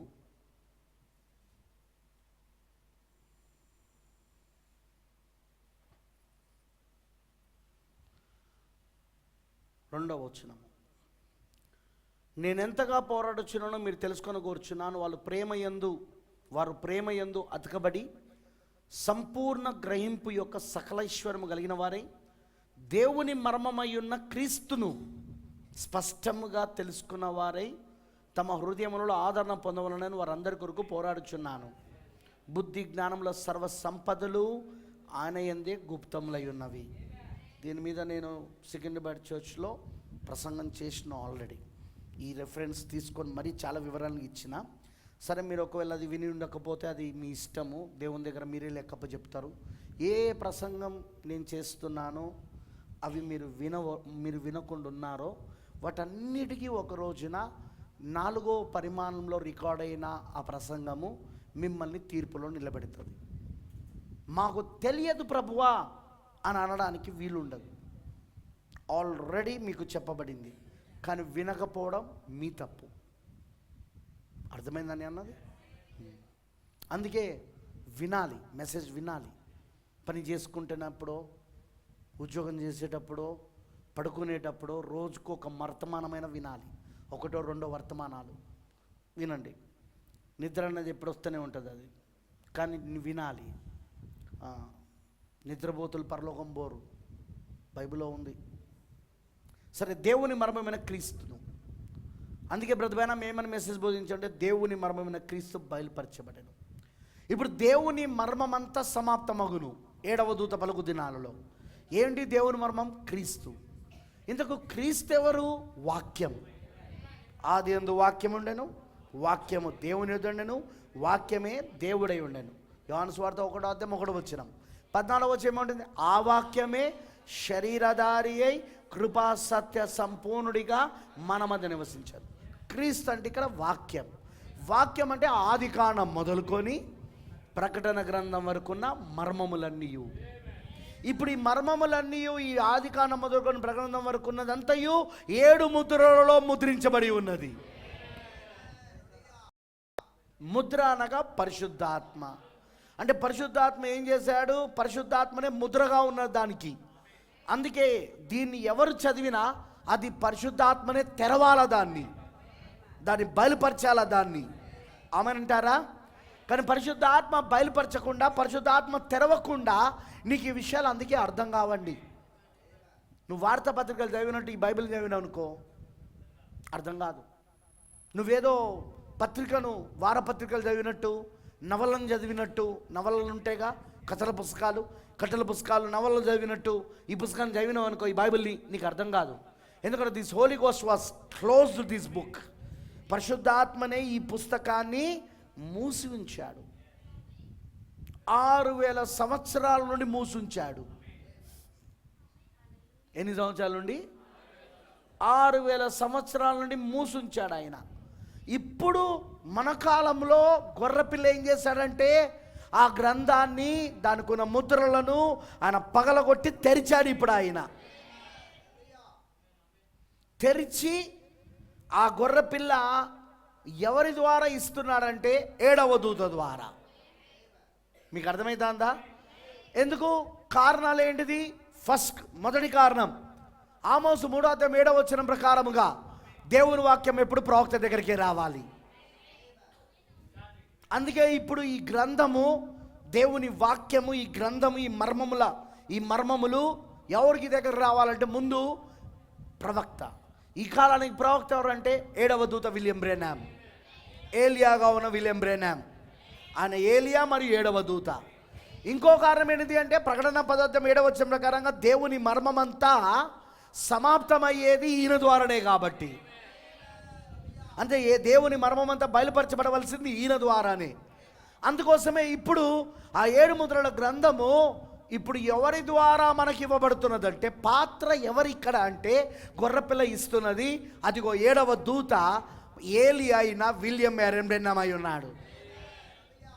ఇంకో విషయం ఇక్కడ జాగ్రత్త వినండి. 7 ముద్రలను తెరిచింది ఎవరు అంటే గొర్రెపిల్లే. కానీ ఆ గొర్రెపిల్ల ఎలా తెరిచాడు దానిని అంటే 7 ఉరుముల ద్వారా. అర్థమైందా? 7 ఉరుములే 7 ముద్రలను తెరిచింది. అంటే దేవుని 7 స్వరాలు, ఆ సింహం యొక్క గర్జన, ఆ సింహం యొక్క ఆర్భాటం, ఆ దేవుని 7 స్వరాలు ఈ 7 ముద్రలను తెరిచింది. ఇప్పుడు అది అంటే ఇప్పుడు ఆ 7 స్వరాలు ముందు ఎవరిలోనికి వచ్చినాయి అంటే అది ప్రవక్తలోనికి వచ్చినాయి. ఆ 7 స్వరాలు ఏంటిది అంటే అవి దేవుని యొక్క 7 స్వరాలు. అవి రక్తంలో నుండి వస్తున్న 7 స్వరాలు. అవి సింహం యొక్క గర్జన, అది సింహం యొక్క ఆర్భాటం. అది ఆ 7 స్వరాలు ఏంటంటే సింహం యొక్క ఆర్భాటం, సింహం యొక్క గర్జన, రక్తంలో నుండి వస్తున్న స్వరాలు అవి. ఆమేనంటారా? ఇప్పుడు ఆ స్వరాలు అది ఎవరితో కాదు కానీ అది బలిష్ఠుడైన దూత స్వరం. అది అక్కడ ఆర్భాటించింది ఎవరు? బలిష్ఠుడైన దూత. అది బలిష్ఠుడైన దూత యొక్క స్వరం. అది ఎవరైనా క్రీస్తు. బలిష్ఠుడైన దూత ఎవరు అక్కడ? యేసుక్రీస్తు స్వరం. అది 7 ఉరుముల స్వరము, సింహం గర్జన, సింహం ఆర్భాటము. ఆమేన్, హల్లెలూయా. ఇప్పుడు ఆ 7 స్వరాలు, ఇప్పుడు ఆ దేవుని యొక్క 7 ఉరుముల యొక్క ఆ స్వరాలు, ఇప్పుడు అది ఆ 7వ అది ఆ బలిష్ఠుడైన దూత యొక్క స్వరం. ఇప్పుడు ఆ 7 స్వరాలు ఇప్పుడు 7వ దూత స్వరముగా మారినాయి అక్కడ. ఎందుకంటే 7వ దూత ఎవరంటే దేవుని నోరు, గాడ్స్ మౌత్ పీస్. దేవుని నోరై ఉన్నాడు. ఎవరు? 7వ దూత. ఇప్పుడు ఆ స్వరాలు ఎక్కడి నుండి వస్తున్నాయంటే ఆ 7 ఉరుముల యొక్క శబ్దములు ఎక్కడి నుండి వస్తున్నాయంటే ఆ బలిష్ఠుడైన దూత యొక్క స్వరం ఎక్కడి నుండి వస్తుందంటే 7వ దూత యొక్క స్వరములో నుండి వస్తా ఉన్నది ఇప్పుడు అది. అందుకే ప్రొఫెట్ బ్రెన్హామ్ గారు ఏమన్నారంటే ఇది నా వర్తమానం కాదు, ఇది అమెరికా నుండి వస్తున్న వర్తమానం కాదు, ఇది నేను తీసుకొస్తున్న వర్తమానం కాదు, ఇది పరలోకపు సింహాసనం యొద్ద నుండి వస్తున్న వర్తమానం. ఎక్కడి నుండి? పరలోకపు సింహాసనం యొద్ద నుండి వస్తున్న వర్తమానం. ఇది నా వర్తమానం కాదు, ఇది. ఆమేనంటారా? సో ఇప్పుడు ఆ 7 స్వరాలు, బలిష్ఠుడైన దూత యొక్క స్వరమే ఆ 7 స్వరాలు. ఆ బలిష్ఠుడైన దూత దిగొస్తున్నప్పుడు పరలోకము నుండి, ప్రకటన 10వ అధ్యాయంలో దిగొస్తున్నప్పుడు, ఏ మ్యాన్, ఆ సింహము గర్జించినట్లు ఆర్భాటించాడు చూడు. ఆ ఆర్భాటమే 7 స్వరాలుగా వినబడ్డాయి కదా, 7 శబ్దాలుగా. ఆ 7 శబ్దాలు, ఆ 7 ఉరుముల శబ్దాలు, 7 స్వరాలు ఏవైతున్నాయో అది ఇప్పుడు 7వ దూత స్వరము ద్వారా వస్తా ఉన్నాయి ఇప్పుడు అవి. మనం ఇప్పుడు ఒక మనిషిని స్వరాన్ని వెంబడిస్తలేం మనం. నో సార్, లేదండి. ఈ మెసేజ్ నువ్వు చదువుతున్నప్పుడు, ఈ మెసేజ్ నువ్వు వింటున్నప్పుడు, ప్రవక్త విలియం బ్రెన్హామ్ గారి వర్తమానం నువ్వు చదువుతున్నప్పుడు, ప్రవక్త విలియం బ్రెన్హామ్ గారి వర్తమానం నువ్వు వింటున్నప్పుడు నువ్వేమీ ఒక మనిషిని స్వరం వింటలేవు, నువ్వు బలిష్ఠుడైన దూత ఒక స్వరం వింటున్నావు. అది విలియం బ్రెన్హామ్ స్వరం కాదు, అది ఆ 7 ఉరుములు. ఆమేన్.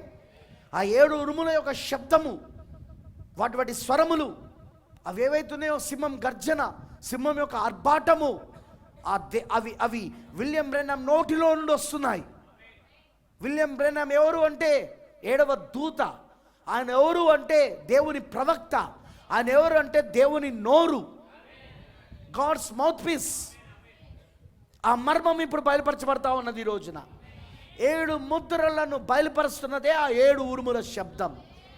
అదిగో అక్కడే వధువుకి ఎత్తబడే విశ్వాసం ఇస్తా ఉన్నది. ఏం జరుగుతూ ఉన్నది? వధువుకి ఎత్తబడే విశ్వాసం. హల్లెలూయా. అర్థమైన వాళ్ళందరూ ఆమె చెప్పండి. వధువుకి ఎత్తబడే విశ్వాసము అక్కడ ఇవ్వబడతా ఉన్నది. ఆమెనంటారా?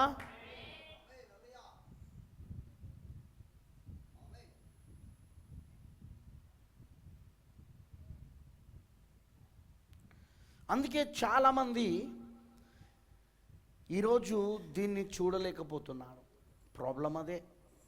ఆ 7 ఉరుముల యొక్క శబ్దాన్ని ఈరోజు చాలామంది చూడలేకపోతున్నారు. ఎందుకు చూడలేకపోతున్నారు అంటే కారణం ఏంటిది అంటే why they are unable to see it. దాన్ని ఎగ్జాక్ట్గా వాళ్ళు ఎందుకు చూడలేకపోతున్నారు? ఎందుకు అంటే వాళ్ళకి ఆ ప్రత్యక్షత వస్తలేదు, బయలుపట వస్తలేదు. ఇప్పుడు ఏం జరిగింది? ఇప్పుడు బాగా వినండి. ఆ 7 ఉరుముల యొక్క వర్తమానము, శబ్దము, అదే 7 ముద్రల యొక్క ప్రత్యక్షతలు. ఆ 7 ఉరుములు తెరిచింది ఏంటంటే 7 ముద్రలను. 7 ముద్రలు దేనికి ఇవ్వబడి ఉందంటే బైబిల్ అంతటికి, ఎంటైర్ బైబిల్ అంతయు తెరవబడింది. తెలుసుగా, చాలాసార్లు చూపించానుగా, మళ్ళీ చూపించాలా, మళ్ళీ చదవాలన్నా అవసరం లేదు. 7 ముద్రలు తెరవబడినప్పుడు బైబిల్ అంతయు తెరవబడింది అన్నాడు ప్రవక్త. దేవుని మర్మమైన క్రీస్తు బయలుపరచబడ్డాడు. ఆ క్రీస్తులో ఉన్న 3 పర్పసెస్, 3 ఉద్దేశాలు. 7వ ముద్ర 3 ఉద్దేశాలు. ఆ క్రీస్తులో ఉన్న 3 ఉద్దేశాలు, మొదటి రాకడ, 2వ రాకడ, 3వ రాకడ, అవి నెరవేరు జరుగుతున్నాయి అక్కడ. అమనంటారా? ఆ మర్మం ఇప్పుడు బయలుపరచబడతా ఉన్నది. అమనంటారా? అది ఎంటైర్ బైబిల్ ఉంది. అది మొదటి ఆ మూడు మర్మములు ఏవైతే ఉన్నాయో, ఆ 3 ఉద్దేశాల, 3 మడతల మర్మము, 3 పర్పస్, 3 మడతల మర్మం ఏదైతే ఉందో, 3 మిస్టరీ, అది మొత్తం బైబిల్ అంతా ఉన్నది. అది బైబిల్ అంతా 3 మడతల మర్మములో ముద్రించబడి ఉన్నది. ఎప్పుడైతే ఆ 7 ముద్రలు తెరవబడ్డాయో, ఆ 7 ముద్రల మర్మములు తెరవబడ్డాయో, అప్పుడు ఈ 3 మడతల ఒక మర్మం బయలుపరచబడతా ఉన్నది. దాన్ని తెరిచింది ఏది అంటే, అదిగో ఆ 7 ఉరుములు తెరిచినవి, సింహం ఒక గర్జన తెరిచినది. అమనంటారా? ఇప్పుడు ఆ గ్రంథం ఏ విధంగా మనకి ఇవ్వబడుతుందంటే, 7వ దూత ద్వారా అది మనకి ఇవ్వబడతా ఉన్నది. ఇప్పుడు అది అంటే 7 స్వరాలు ఇప్పుడు ఎవరిలోకి వెళ్ళినాయి అంటే, 7వ దూతలోనికి వెళ్ళి, 7వ దూతలో నుండి హల్లెలూయా, అదిగో 7వ దూత స్వరముగా అది బయటకు వస్తూ ఉన్నది. కానీ అది 7వ దూత స్వరం కాదు, అది బలిష్ఠుని దూత స్వరం. అది సింహం యొక్క గర్జన అయి ఉన్నది, అది సింహం యొక్క ఆర్భాటం అయి ఉన్నది, అది 7 ఉరుముల యొక్క స్వరమై ఉన్నది. అది అందులోనే మనకి ఎత్తబడే విశ్వాసం ఉన్నది. ప్రైజ్ ది లార్డ్, హల్లెలూయా. ఎందుకంటే 7 ఉరుములలోనే ఎత్తబడే విశ్వాసం ఉన్నది. మరి ఇప్పుడు మీరు గమనిస్తే హల్లెలూయా, ఇక్కడ ఏం జరుగుతున్నారు బ్రదర్? ఆ గ్రంథం ఇవ్వడం అంటే ఏంటిది? 7వ దూతకు ఆ గ్రంథం ఇవ్వడం అంటే ఏంటిది? ఆ గ్రంథం 7వ దూత ద్వారా బలిష్ఠుడైన దూత 7వ దూత ద్వారా వధువుకి ఇవ్వడం అంటే ఏంటిదంటే, మళ్ళీ గుర్తుపెట్టుకోనండి, అది ఆయన మనస్సు. గ్రంథం అంతా అక్కడ నిజంగా ఒక గ్రంథం కాదు. అది ఏం పరలోకము నుండి ఒక గ్రంథం ఎగురుకు ఆయన చేతిలో పట్టుకొని రాలేదు ఆయనది. అదంతా గుర్తులతో కూడిన పుస్తకం, గుర్తులతో కూడింది. కరెక్టేనా? అదంతా గుర్తులు. ప్రైజ్ ది లార్డ్, హల్లెలూయా. బలిష్ఠుడైన దూత క్రీస్తు, ఆయన ధరించుకున్న మేఘం, 7 దూతలు. ఆ 7 దూతలే, మళ్ళీ ఆ 7 దూతలే ఒకవైపు వాళ్ళు దేవుని 7 ఆత్మలు.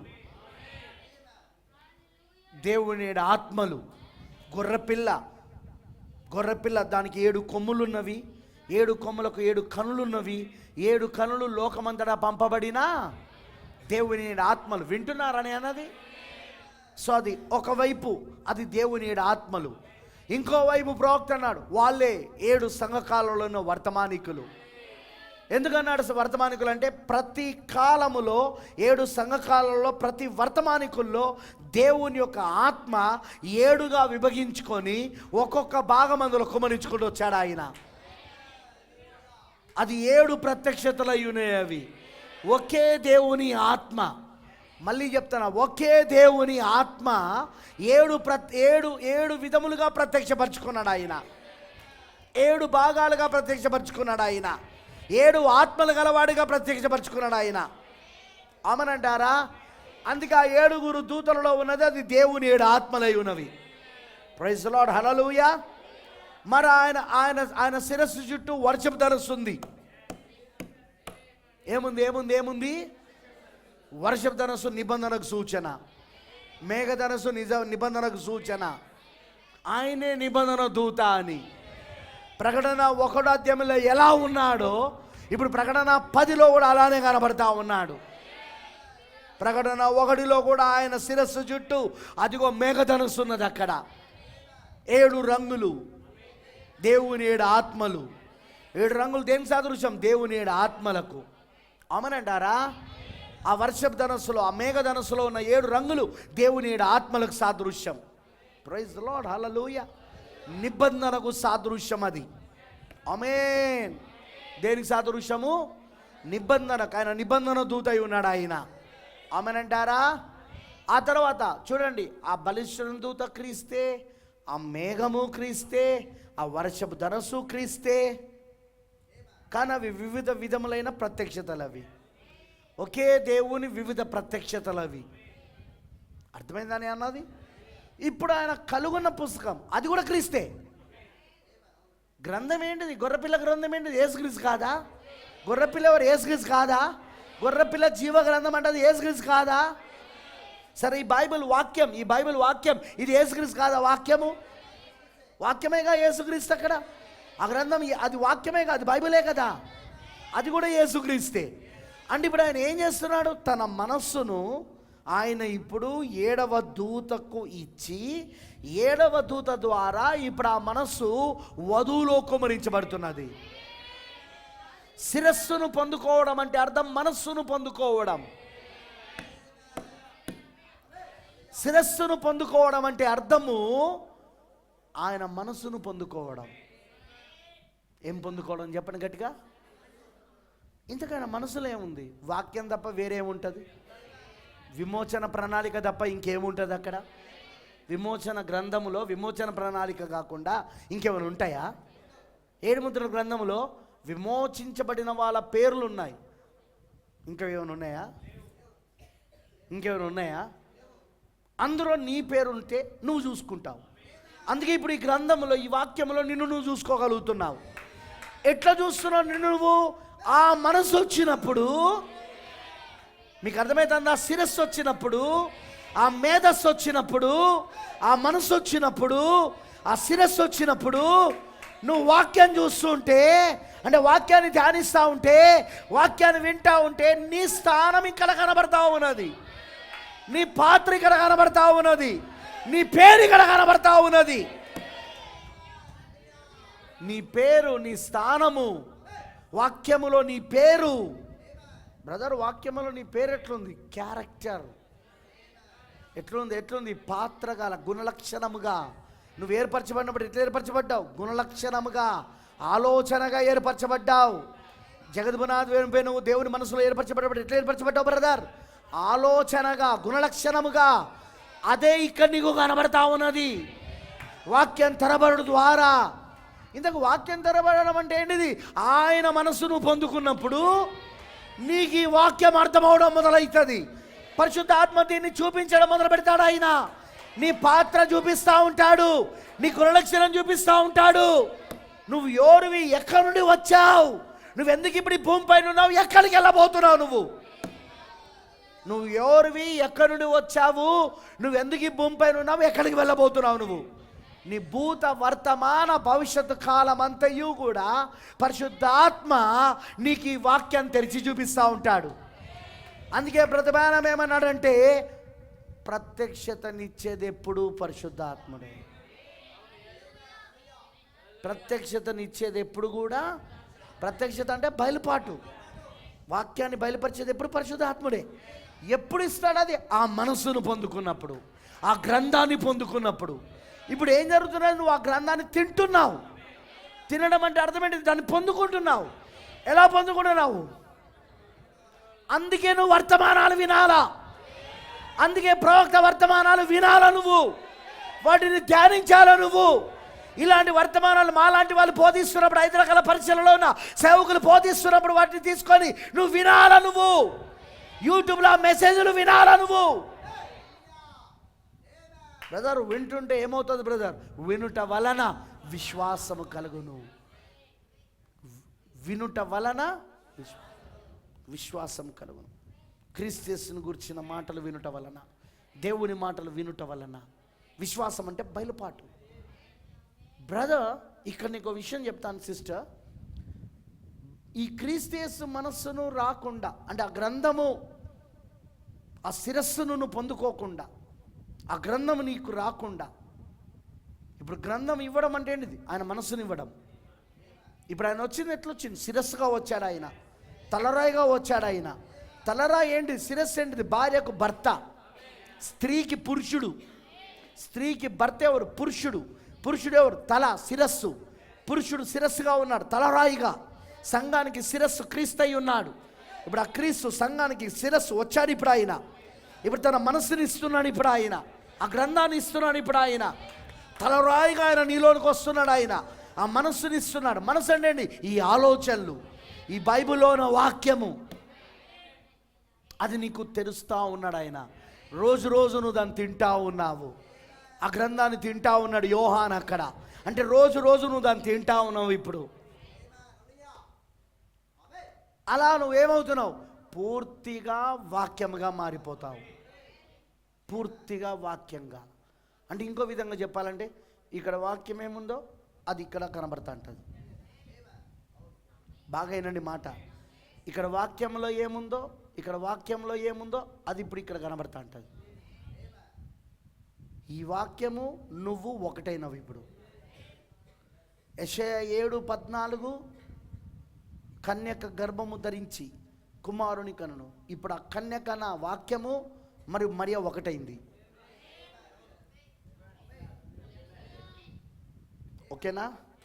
ప్రకటన 10:7 7వ దూత పలుకు దినములలో. ఇప్పుడు ఆ 7వ దూత అన్న వాక్యము అదిగో విలియం బ్రెన్నాం ఒకటయ్యారు అక్కడ. అంటే ఇప్పుడు ఆ వాక్యం ఎక్కడ కనబడతానంటే విలియం బ్రెన్నాంలా. అలానే ఇప్పుడు ఈ వాక్యం ఎక్కడ కనబడతా ఉంటుందంటే వధువైన మన లోపట, యోహానైన మన లోపట. నువ్వు గ్రంథంగా మారిపోవడం అంటే అర్థం ఏంటిదంటే ఇదిగో ఈ వాక్యం నీలో కనబడతా ఉంటుంది. ఈ వాక్యమునే నువ్వు ఆలోచిస్తా అంటావిగా, నీకు వేరే ఆలోచనలు రావిగా. వాక్యమే నీకు మనసు ఉన్నది. ఇప్పుడు నీ మనసులోని ఆలోచనలని వాక్యమే. ఇక నీ మనసులోని ఆలోచనలని కూడా వాక్యమే. వాక్యాన్ని నువ్వు ఆలోచిస్తూ ఉంటావు. అందుకే పౌలు గారు అన్నాడు, క్రీస్తు యేసు మనసును మీరును కలుగుండుడి. ఆ మేధస్సు, ఆ శిరస్సే మేధస్సు, జ్ఞానం, మనసు. ఆయన ఏం చేస్తున్నాడు ఇప్పుడు? ఆయన ఇప్పుడు వధువులో కుమ్మరిస్తున్నాడు. ప్రవక్తలో కుమ్మరించినట్టుగా ఇప్పుడు వధువులో కుమ్మరిస్తున్నాడు. దాని ద్వారా నువ్వు ఈ వాక్యం చదువుతున్నప్పుడు, ఆ 7వ దూత వర్తమానం వింటున్నప్పుడు, ఆ 7వ దూత వర్తమానాన్ని తీసుకొని నిజమైన 5 రకాల పరిచర్యలో ఉన్న సేవకులు బోధిస్తున్నప్పుడు, ఇవన్నీ చేస్తున్నప్పుడు వాక్యం వినడం, 7వ దూత వర్తమానం చదవడం, వినడం, అలానే ఆ 7వ దూత యొక్క వర్తమానం తీసుకొని నిజమైన 5 రకాల పరిచర్యలో వాళ్ళు బోధించడం, ఇదంతా జరుగుతున్నప్పుడు నీకేం జరుగుతున్నది? గ్రంథాన్ని తింటాను నువ్వు. ఇప్పుడు క్రీస్తు యేసు మనసు నీకు వస్తూ ఉన్నది. ఆయన ఎట్లా ఆలోచిస్తున్నాడో నువ్వు అట్లా ఆలోచిస్తావు. ఆయన ఎలా ఆలోచిస్తున్నాడో నువ్వు ఆలోచిస్తావు. క్రీస్తు ఎట్లా ఆలోచిస్తున్నాడో నువ్వు అట్లా ఆలోచిస్తావు. ప్రైజ్ ది లార్డ్, హల్లెలూయా. ఎందుకు? ఆయన మనసు వచ్చింది నీకు. ఇప్పుడు క్రీస్తు యేసు మనసు వచ్చింది. అందుకే క్రీస్తు ఎట్లా ఆలోచిస్తున్నాడో నువ్వు కూడా అట్లనే ఆలోచిస్తూ ఉంటావు. క్రీస్తు ఏమై ఉన్నాడు? వాక్యమై ఉన్నాడు. క్రీస్తు ఏమై ఉన్నాడు? వాక్యమై ఉన్నాడు. అందుకే వాక్యం ఎలా ఉందో నీ ఆలోచనలు కూడా అట్లనే ఉంటాయి. నీ ప్రవర్తన వాక్యం, నీ మాటలు వాక్యం, నీ కోరికలు వాక్యం, నీ ఆశలు వాక్యం, నీ లక్ష్యాలు వాక్యం, నీ వస్త్రధారణ వాక్యం. నేనేమని చెప్పేది మీకు ఏమైనా అర్థమవుతుందా? చూడండి, నేను ఇక్కడ ఒక మాట చెప్తా. ప్రతిసారి ఇప్పుడు విశ్వాసులకు ఇది చెయ్యి, అది చెయ్యి, ఇది చేయొద్దు, అది చేయొద్దు అని చెప్పాల్సిన అవసరం లేదు. ఒక క్రీస్తు యేసు మనసు పొందుకున్నోడికి ఆలోచన దేవుడు ఇస్తూ ఉంటాడు. అక్కడ వాక్యమనే ఆలోచనగా ఇస్తూ ఉంటాడు. ప్రతిసారి చెప్పాల్సిన అవసరం లేదు. బ్రదర్, నువ్వు ఎందుకు బ్రదర్ ఆ బ్రదర్తో మాట్లాడుతున్నావు? ఎందుకు బ్రదర్ నువ్వు ఆ బ్రదర్తో కలిసి తిరుగుతున్నావు? ఆ బ్రదర్ గురించి నీకు తెలియదా? అతను ఎలాంటి వాడో నీకు తెలియదా అని పాస్టర్ చెప్పాల్సిన అవసరం లేదు. నీకు క్రీస్తు యేసు మనసు ఉంటే, వాక్యము నీకు తెలుసుంటే, వాక్యము నీలో ఉంటే, నీ మనస్సులోని ఆలోచన అది వాక్యముగా ఉంటే, అతనితో తిరగవద్దు అనేది నీకే కలుగుతుంది. అతనితో సహవాసం చేయొద్దు అని. ఎలా అంటే వాక్యం ఏమంటుంది? అదిగో విశ్వాసులకు అవిశ్వాసులకు పొత్తు లేదు. విశ్వాసులకు. సో అక్కడ అంబేద్కర్ సెంటర్ దగ్గర టీ తాగుదాం రా బ్రదర్ అంటాడు. చాలా రోజులు అయితే నిన్ను చూసి రా బ్రదర్ అంటాడు. తీసుకెళ్తాడు, కూర్చోబెడతాడు. కూర్చోబెట్టి ఏం చేస్తాడు? నీకు అప్పటికే అర్థం కావాలా క్రీస్తు మనసు ఉంటే. ఎవరు చూస్తున్నారా నన్ను? ఎవరైనా విశ్వాసాలు చూస్తున్నారా నన్ను? తీసుకెళ్ళి పాస్టర్కి ఇన్ఫర్మేషన్ ఇస్తారా? పాస్టర్కి దీన్ని ఇన్ఫర్మేషన్ పాస్ చేస్తారా? మళ్ళీ పాస్టర్ నన్ను కొప్పడతాడేమో. అవి కాదు వచ్చేది ఆలోచన. ఆలోచన ఏమొస్తుందో తెలుసా? అసలు ఇతనితో నీకేం పని? ఇతను ఒక అవిశ్వాసి, ఇతను ఒక వేషధారి. ఇతని మాటలు నువ్వు విన్నావంటే నీ లోపల గలిబిలి మొదలవుతుంది, నీ లోపల గందరగోళం మొదలవుతుంది. నీ లోపల గలిబిలి గందరగోళంలో నువ్వు అయ్యి మళ్ళీ నువ్వు పిచ్చి పిచ్చి ఆలోచనలన్నీ ఆలోచిస్తూ ఉంటావు. పిచ్చి పిచ్చి ఆలోచనలు నీకు వస్తూ ఉంటాయి. దాని ద్వారా నువ్వు దేవుడిపై ఉన్న విశ్వాసం కోల్పోతూ ఉంటావు. దేవుడిపైన, వాక్యం పైన, ప్రార్థన పైన విశ్వాసం నీకు తెలవకుండానే నువ్వు కోల్పోతుంటావు. నీకు తెలవకుండానే నువ్వు దూరం అవుతూ ఉంటావు. నేను చెప్పేది వినండి, అది నీకు తెలవకుండానే జరుగుతూ ఉంటుంది. అది నువ్వు ఆ భ్రమలో ఉంటావు, నువ్వు ఆ లాలనలో ఉంటావు. ఆ లాలన చేయు ఆత్మ, ఆ భ్రమపరచు ఆత్మ నేను ఆ భ్రమలో పెట్టుంటుంది. అది ఎప్పటి వరకు అంటే పూర్తి నష్టమయ్యేదాకా, నిన్ను నాశనం చేసేదాకా, సంసోన్ని నాశనం చేసేదాకా ఎలా ఢిల్లీలా వదిలిపెట్టలేదో ఆ ఆత్మ కూడా నిన్ను అలా వదిలిపెట్టదు. అది దానికేం పాస్టర్కి ఫోన్ చేయాల్సిన అవసరం లేదు. దానికేం నువ్వు విశ్వాసం ఎవరన్నా నన్ను చూస్తున్నారా, ఎవరన్నా నన్ను గమనిస్తున్నారా అని ఏం భయపడుతూ టీ తాగాల్సిన అవసరం లేదు, మాట్లాడాల్సిన అవసరం లేదు. నీకు నిజంగా క్రీస్తు మనసు ఉంటే, నిజంగా పరిశుద్ధాత్మ ఉంటే, పరిశుద్ధాత్మనే అంటాడు వదిలిపెట్టి వెళ్ళిపోయి ఇక్కడ నుండి.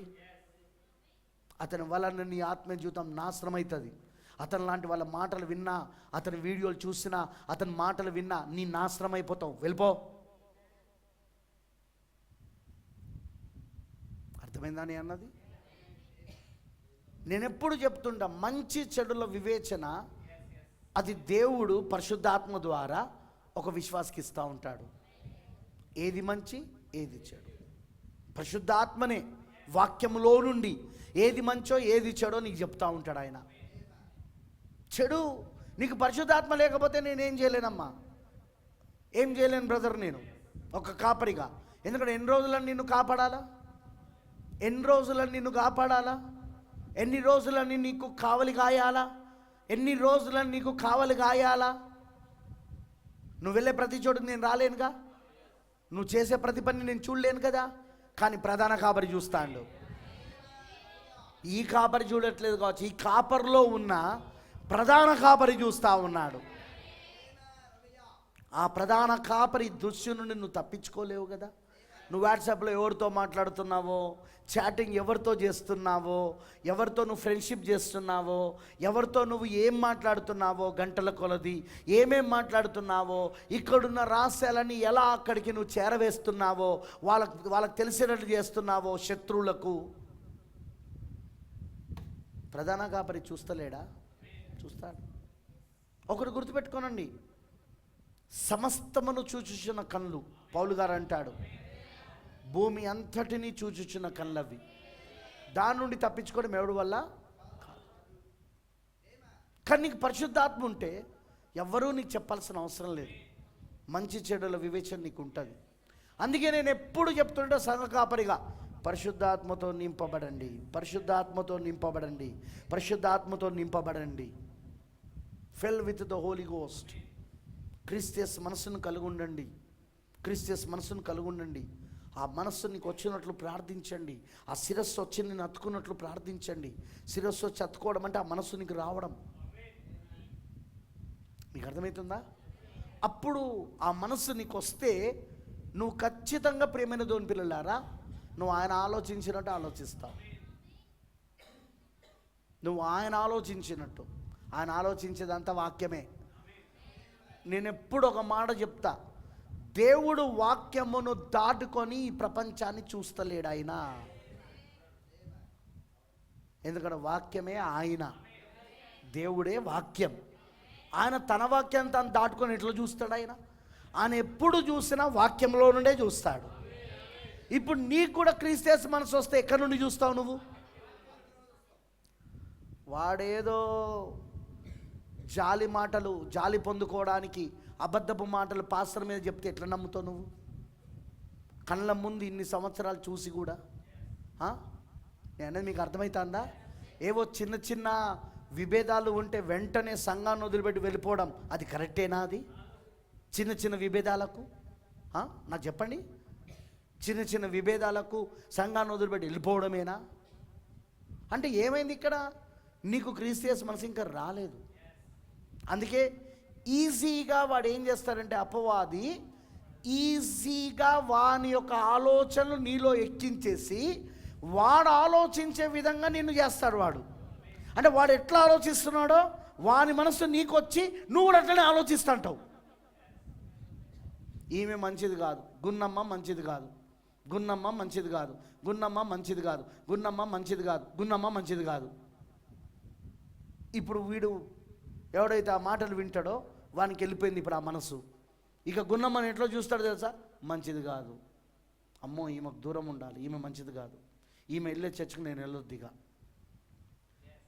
మరి నీకెట్టిపోయింది క్రీస్తు మనసు? వాడు మంచిది కాదని చెప్పుడుతోటే నీ మనసు ఎట్టిపోయింది. నేను ఎందుకు చెప్తుంది తెలుసా? ఈరోజు అపవాది సంఘములో దాడి చేసేది ఈ విధంగానే, విశ్వాసులను చెడగొడుతున్నది ఈ విధంగానే.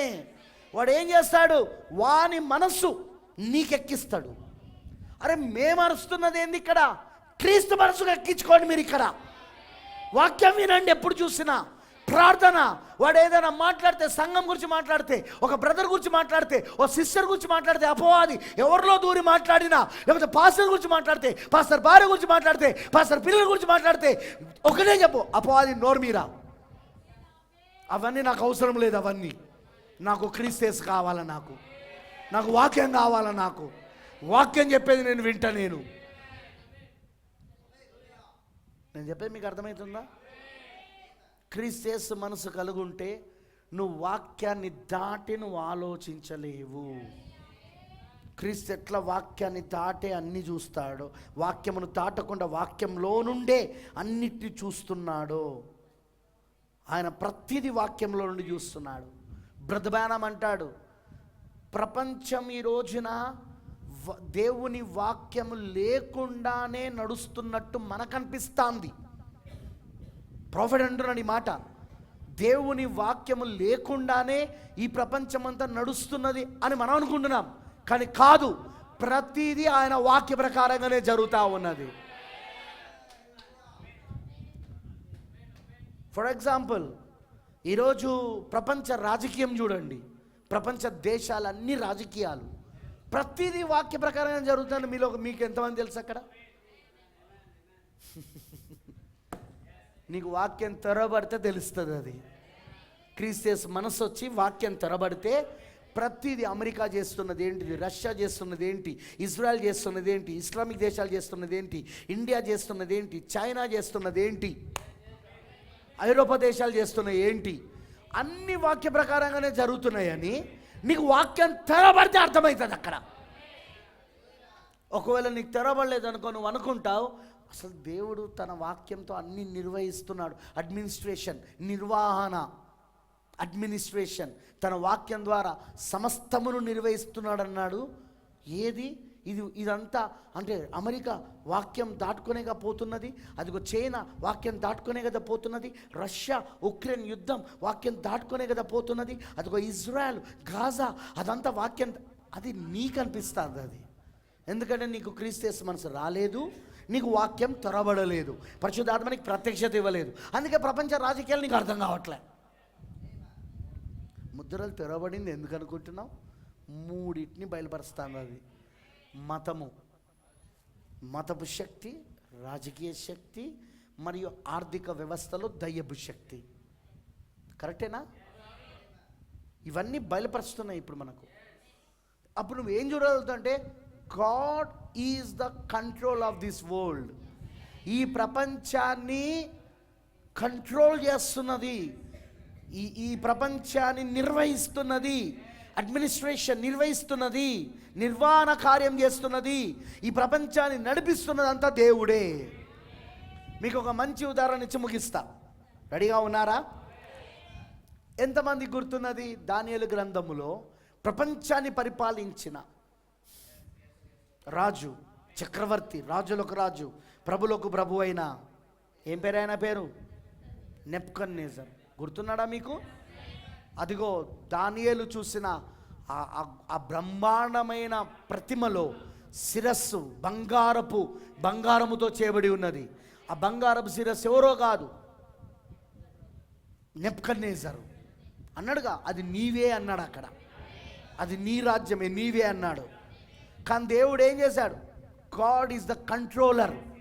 దేవుడే ప్రపంచాన్ని కంట్రోల్ చేస్తున్నాడు అని చెప్పడానికి రుజువు ఏం చేశాడు అక్కడ? ఆయన మనసు చేశాడు అక్కడ? ఏ మనసు ఇచ్చాడు అక్కడ? పశువు మనసునిచ్చాడు. ఇచ్చింది ఏదో చిన్న పిల్లోడుకో, ఇంట్లో ఉన్న దాసుడుకో, ఇంట్లో ఎక్కడో పనిచేసే మునిక్కాలంలో పనిచేసే వ్యక్తికో కాదు. అక్కడ సింహాసనం పైన కూర్చున్న, ప్రపంచాన్ని పరిపాలన చేస్తున్న, ఏక ఛత్రాధిపతిగా ఉన్న, సామ్రాజ్యాలన్నీ తన చేతిలో ఉన్నాయి. మొత్తం సామ్రాజ్యాలన్నీ తన చేతిలో ఉన్నాయి. హోల్ ఎంపైర్, మొత్తం ప్రపంచానికే ఆయన ఎంపైర్ అయి ఉన్నాడు.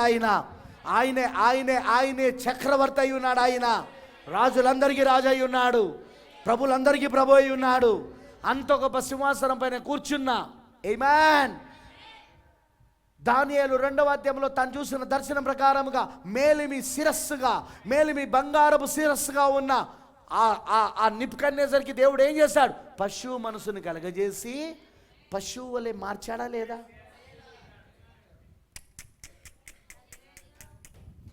మార్చాడా లేదా? వినబడతలేదు నాకు. మార్చాడా లేదా? ఆమేన్. మార్చాడు. ఆమేన్. హల్లెలూయా. ఎందుకు మార్చాడంటావు? వాయ్? కారణం ఏంటిది? ఆయన ఏం చూపించడానికి మార్చాడు అక్కడ? ఆమేన్. ఆయన ఏం చూపించడానికి మార్చాడు? ఆయన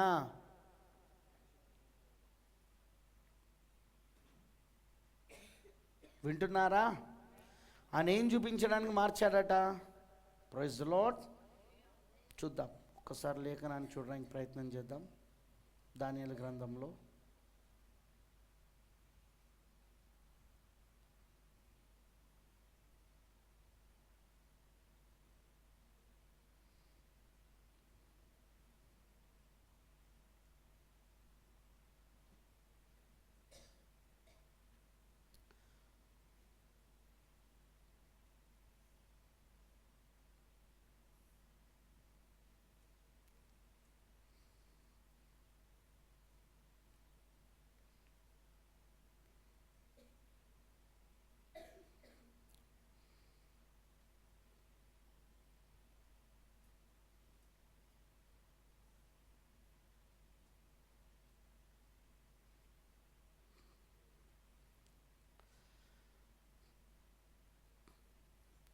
సారీ,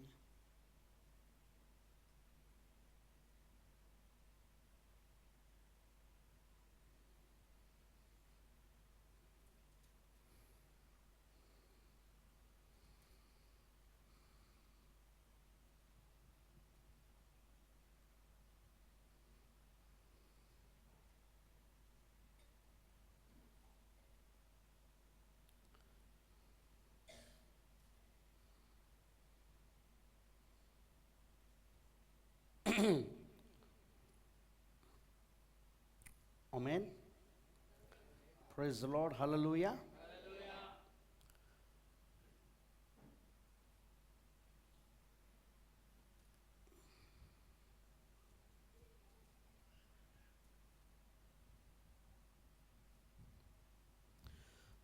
దానియేలు గ్రంథం 4వ అధ్యాయము. ఒకసారి చూద్దాం ఈ లేఖనాన్ని. దానియేలు గ్రంథము 4వ అధ్యాయము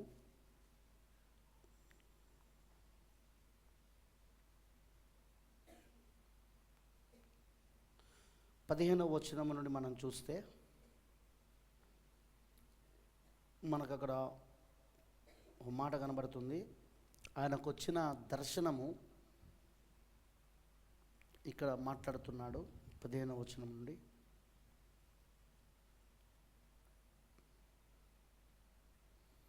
అయితే అది మంచి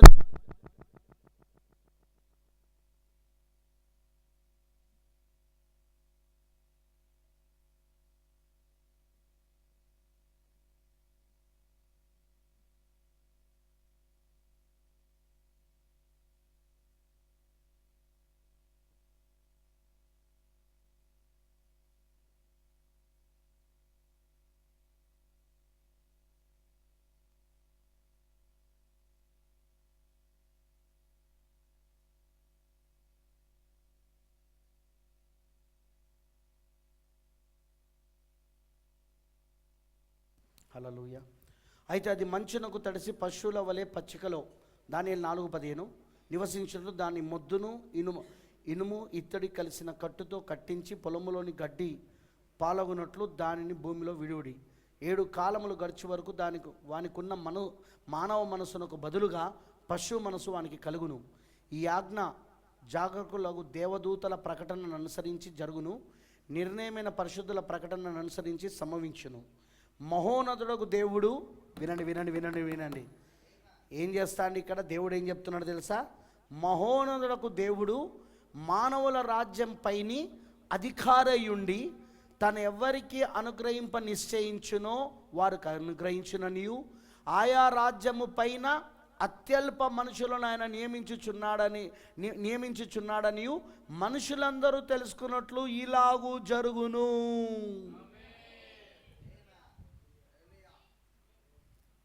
చూపించిందా? ఫస్ట్ బబులోను శిరస్సు, మేలిమి బంగారం. ఏం చేశాడు? పశువుల మనసును కలిగించాడు రాజుకి. 7 మాసాలు. కరెక్టేనా? అర్థమైన వాళ్ళందరూ ఆమె చెప్పండి. బైబిల్ అంటుంది, మళ్ళీ చదువుదాం. అయితే అది మంచునకు తడిసి పశువుల వలె పచ్చికల్లో నివసించినట్లు దాని మొద్దును ఇనుము ఇత్తడి కలిసిన కట్టుతో కట్టించి పొలములోని గడ్డి పాలవునట్లు దానిని భూమిలో విడువుడి. 7 కాలములు గడుచు వరకు వానికున్న మానవ మనసునకు బదులుగా పశువు మనసు వానికి కలుగును.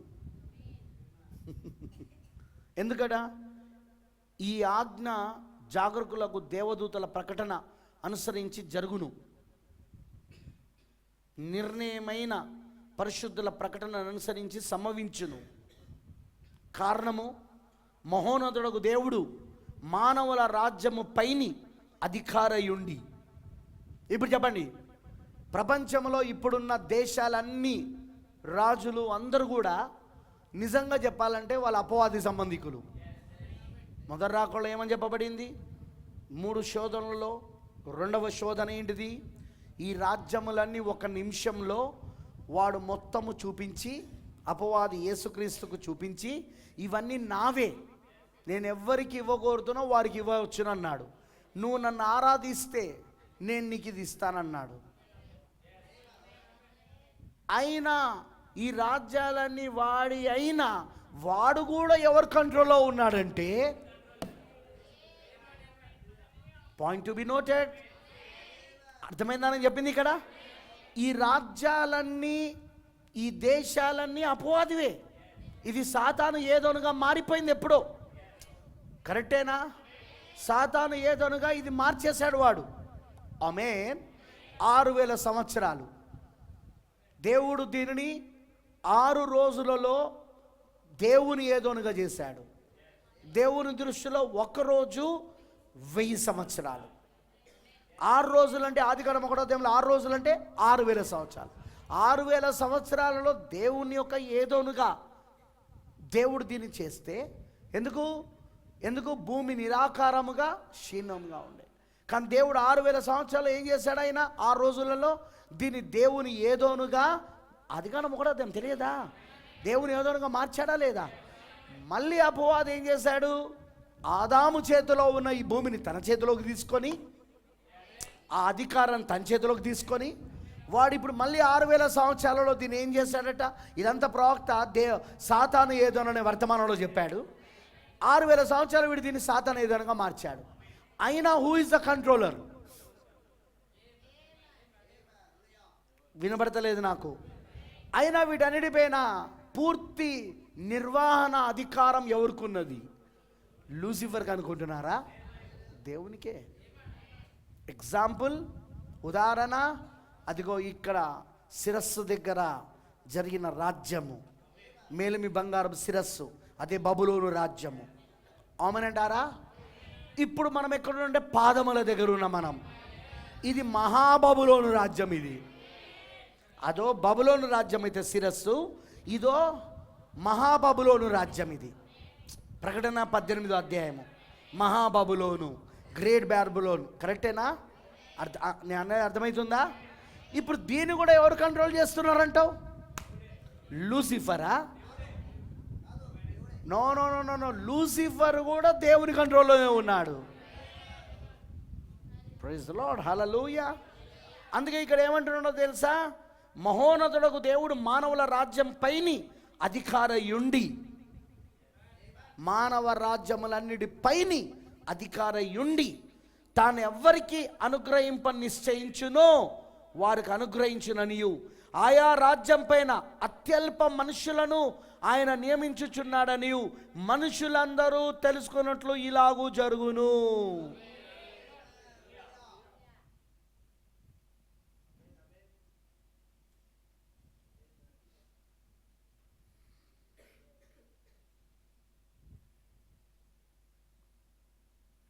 అమ్మనంటారా? అర్థమైంది ఎవరికైనా?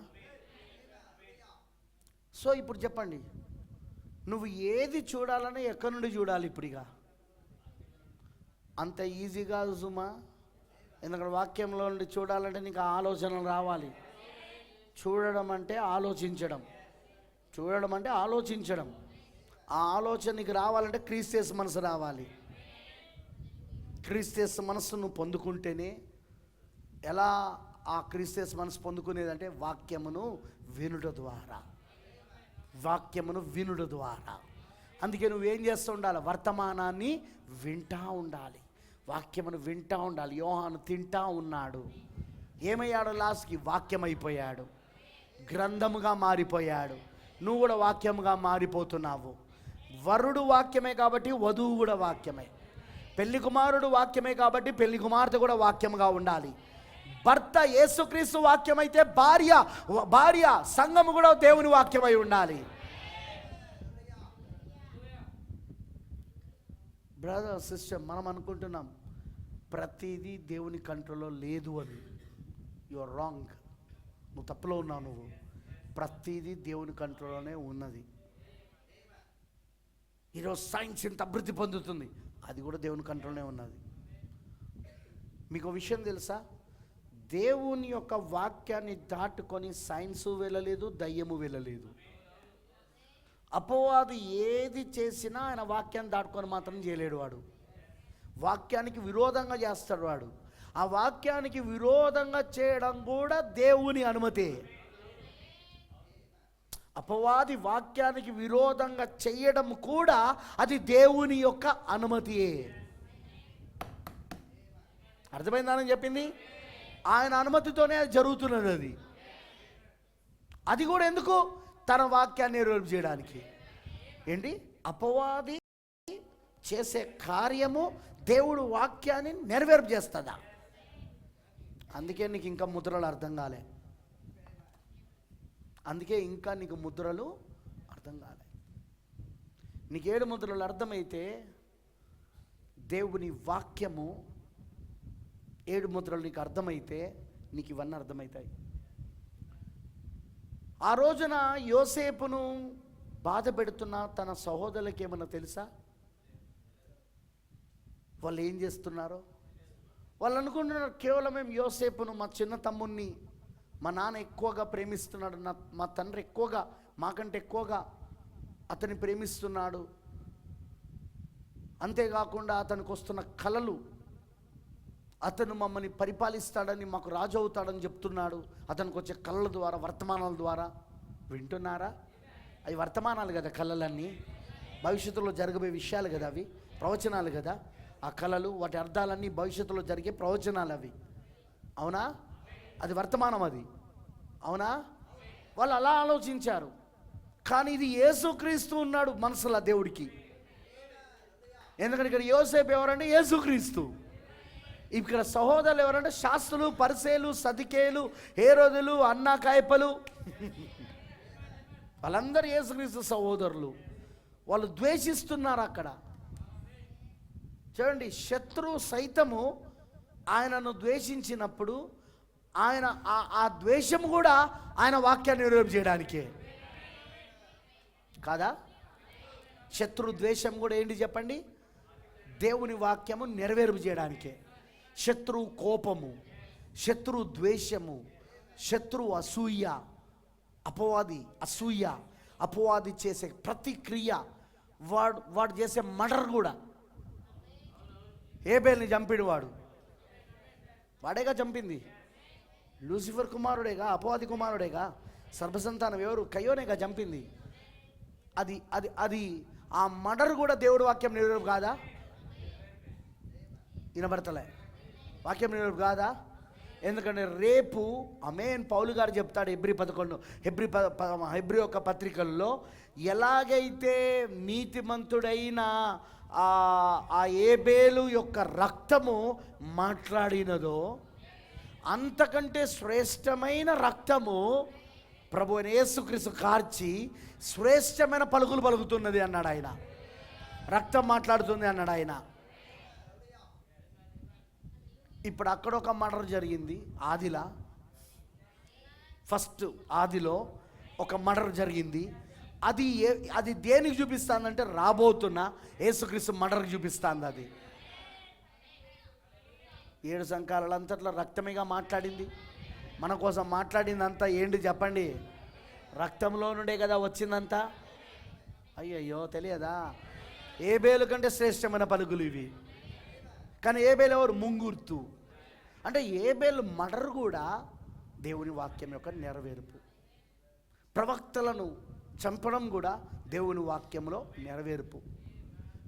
మనం అనుకున్నాం దేవుడు కంట్రోల్ కోల్పోతున్నాడు, దేవుడికి కంట్రోల్ లేదంతా, దేవుడు అన్నిటినీ కంట్రోల్ చేస్తలేడు. లేదు లేదు లేదు లేదు లేదు లేదు ప్రతీది ఆయన విమోచన ప్రణాళికలో ఉన్న దాని ప్రకారముగా ఆయన ఏ విమోచన ప్రణాళిక జగదుపునాది వేయడం మునిపే ఆయన రచించాడో దాన్ని నెరవేర్పు చేయడానికే ప్రతీది జరిగిస్తున్నాడు ఆయన. ఈరోజు ఇండియాలో క్రైస్తవుల పైన జరుగుతున్న హింస ఏంటది? దేవుడి వాక్యం ఒక నెరవేర్పు. అది నీకు అర్థమైతే, అది నీకు పరిశుద్ధాత్మ తెరిస్తే అర్థమవుతుందా? మోడీ, మన ప్రైమ్ మినిస్టర్, మన ప్రధానమంత్రి మోడీ గారు 3వసారి రావడం, ఎన్నుకోవడం, అది దేవుని వాక్యం యొక్క నెరవేర్పు. ఎందుకంటే ఈ గ్రంథం వచ్చిందే ఎందుకంటే మనకు ఈ 7 ముద్రల గ్రంథం, తెరవబడిన పుస్తకము, దేవుని మనస్సును మనకిచ్చి, దేవుని మనస్సు మనకు వచ్చి ఆ గ్రంథములో ఉన్న ఆలోచనల ప్రకారముగా మనం ఆలోచించేటట్టుగా. అందుకే ఎప్పుడైనా గుర్తుంచుకోండి, ఎవరు ఎన్ని రకాలుగా ఏమి చేసినా నువ్వు క్రీస్తు మనస్సు కలిగి ఉంటే ఇది వాక్యం యొక్క నెరవేర్పు. సింపుల్గా చెప్పాల్సింది ఏంటంటే ఇది దేవుని వాక్యం యొక్క నెరవేర్పు. బ్రదర్ వాళ్ళ సంఘాన్ని విడిచిపెట్టి వెళ్ళిపోయారు, అది దేవుని యొక్క వాక్యం యొక్క నెరవేర్పు. బ్రదర్ అతను వీడియో తయారు చేశాడు, అది దేవుని వాక్యం యొక్క నెరవేర్పు. That's true.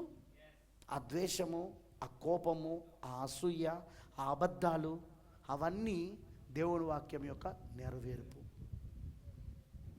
ఆయన విమోచన ప్రణాళికలో అవి నెరవేర్పవుతున్నాయి. రాబోయే ప్రపంచ సంఘముల సమితి, ప్రపంచ సంఘముల సమాఖ్య రోమన్ క్యాథలిక్తో కలిసి ప్రపంచంలో ఒకే ప్రభుత్వాలు వాళ్ళు తీసుకురావాలని అనుకుంటున్న సమయంలో ఈ వధువుపైకి వచ్చే ఒత్తిడి, అది దేవుడి వాక్యం ఒక నెరవేర్పే కాదా? వినపడతలేదు నాకు. చూడండి, హిట్లర్, ముసోలినీ, స్టాలిన్, ఐక్మెన్, ఈ 4 నియంతలు యూదులకు వ్యతిరేకంగా లేచారు. ఎందుకు లేచారో వాళ్ళకే తెలియదు. నో రీజన్, కారణమే లేదు. కానీ వాళ్ళపైన పనిచేసిందంటే రోమాత్మ. ఏ రోమ్ అయితే ద్వేషించిందో యూదులను, ఇప్పుడు అదే రోమాత్మ వీళ్ళ 4 పైన పనిచేస్తూ యూదులను ద్వేషించింది. ఎందుకు? కారణం ఏంటిది? మొదటి నిర్గమములో ఉన్న ఇజ్రాయేలులు ఐగుప్తు నుండి వాళ్ళు వాగ్దాన దేశానికి వెళ్ళాలి అంటే అక్కడ ఫరో లేచాడు. అక్కడ వాళ్ళని హింసించడం మొదలుపెట్టాడు, వాళ్ళని బాధ పెట్టడం మొదలుపెట్టాడు. కరెక్టేనా? వాళ్ళని చంపడం మొదలుపెట్టాడు, వాళ్ళని బానిసలుగా చేసి చంపేయడం మొదలుపెట్టాడు. కరెక్టేనా? ఆ హింసనే వాళ్ళని ఎలాగైతే వాళ్ళ వాగ్దాన దేశాన్ని తీసుకెళ్ళిందో ఇక్కడ కూడా అదే జరిగింది. అంటే ఇప్పుడు హిట్లర్, ముసోలినీ, స్టాలిన్, ఐక్మెన్, ఈ 4 నియంతలు 2వ ప్రపంచ యుద్ధ కాలంలో యూదుల పైకి లేచి అలా వాళ్ళు 60 లక్షల మంది యూదులను 6 మిలియన్ల యూదులను, 60 లక్షల మంది యూదులను వాళ్ళు అంత ఘోరాది ఘోరంగా చంపేశారు అంటే అది వాక్యం యొక్క నెరవేర్పు కాదా? ఇదంతా నీకు ఎప్పుడు అర్థమవుతుందంటే క్రీస్తు మనస్సును పొందుకున్నప్పుడు. ఆ క్రీస్తు మనస్సును పొందుకున్నప్పుడు, ఆ గ్రంథము తినడం మొదలుపెట్టినప్పుడు నీకు ఈ విషయాలు అర్థమవుతా ఉంటాయి. లేకపోతే ఎంత చెప్పినా, ఎన్ని రకాలుగా బోధించినా తలలపై నుండి పక్క నుండి వెళ్ళిపోతే తప్ప ఒక్కడు కూడా మనసులోకి ఎక్కదు, ఒక్కడు కూడా ఆలోచనతో ఆలోచించలేవు. ఫ్రెండ్స్, స్నేహితులారా, నేను చెప్పేది ఒకటే మీ అందరికీ. దేవుడు వాక్యం చెప్పినట్టుగా, లేఖనము చెప్పినట్టుగా ఈరోజు 7వ దూత స్వరం ఏదో కాదు, అది 7 ఉరుముల స్వరం. అది 7వ దూత పలుకు దినములలో, 7వ దూత స్వరము దినములలో, ఆ 7వ దూత స్వరమే ఆ 7 ఉరుముల స్వరము. ఆ 7 ఉరుములు ఎవరిదంటే బలిష్ఠుడైన దూత, సింహం యొక్క గర్జన, సింహం యొక్క ఆర్భాటం, గర్జన, అది 7 ఉరుములుగా వినబడతా ఉన్నాయి. అవి ఆ బలిష్ఠుడైన దూత ఒక స్వరమే ఇప్పుడు 7వ దూత స్వరముగా వచ్చి అది ఒక క్రీస్తు మనస్సుని ఈరోజు మనం పొందుకోగలుగుతున్నాం. మనం ఆ శిరస్సును మనం పొందుకోగలుగుతున్నాం. ఆమేన్, హల్లెలూయా. సంతోషంగా లేదా? ఆమేన్, హల్లెలూయా. ఇప్పుడు ఆ స్వరము, బలిష్ఠుడైన దూత స్వరము 7వ దూత స్వరముగా వచ్చింది. అది 7వ దూత స్వరం కాదు, కానీ బలిష్ఠుడైన స్వరమే 7వ దూత స్వరముగా వచ్చింది. ఇప్పుడు 7వ దూత స్వరమే వధువులో కుమ్మరించబడి ఆమెలో ఆ స్వరము, ఆమెలో ఆ మనస్సు వచ్చి ఇప్పుడు ఆమెనే ఆ స్వరముగా మారుతూ ఉన్నది. ఇప్పుడు ఆమె ఆ వాక్యముగా మారిపోతూ ఉన్నది. ఇప్పుడు ఆమె, అందుకే ఆమె కూడా ఇప్పుడు స్వరమై ఉన్నది. ఇప్పుడు ఆమె 7వ బలిష్ఠుడైన దూత ఒక స్వరమే 7వ దూత స్వరము, 7వ దూత స్వరమే ఇప్పుడు వధువు ఒక స్వరము. ఆత్మయు, పెళ్లి కుమార్తెయు మరియు ప్రవక్తయు ఒకటే మాట్లాడుచున్నారు.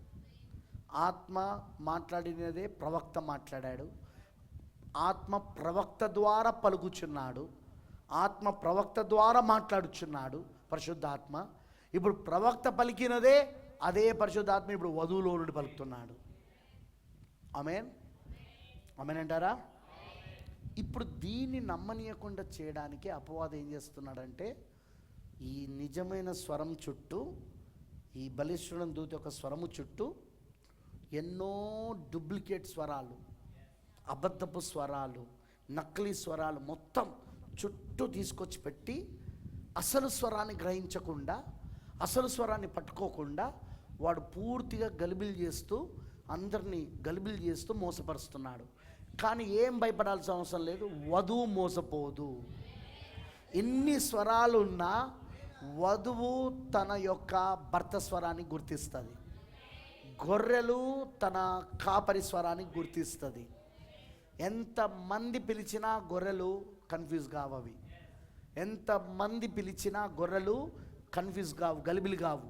కానీ గొర్రెల కాపరి స్వరము అవి గుర్తిస్తాయి. అవి ఎందుకంటే ఆ గొర్రెల కాపరి స్వరము వాటిలో ఉన్నాయి కాబట్టి, గొర్రెలో ఉన్నాయి కాబట్టి. అన్నది అర్థమైందా? గొర్రెల కాపరి స్వరము గొర్రెలో ఉన్నాయి.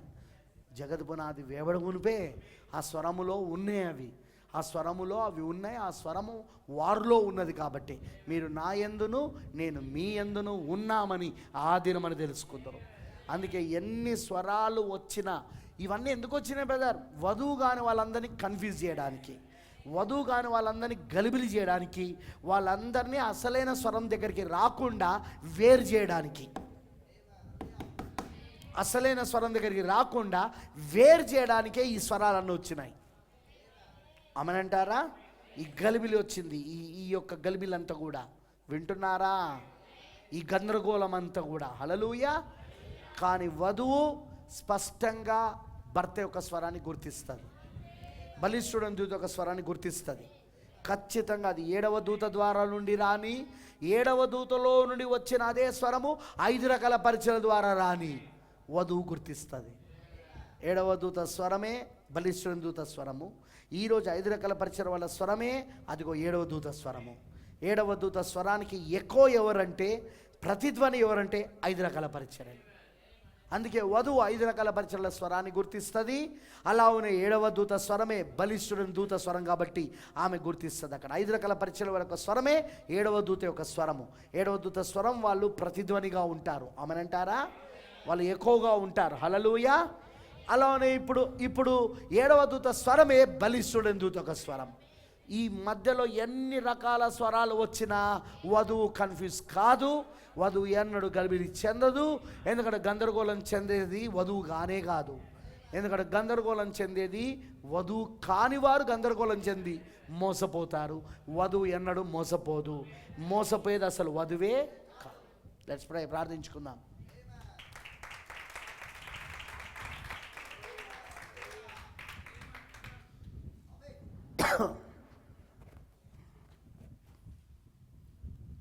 ప్రభు అయిన దేవ, సర్వశక్తిమంతుడా, కృపామయుడైన తండ్రి, నీకు వందనాలు.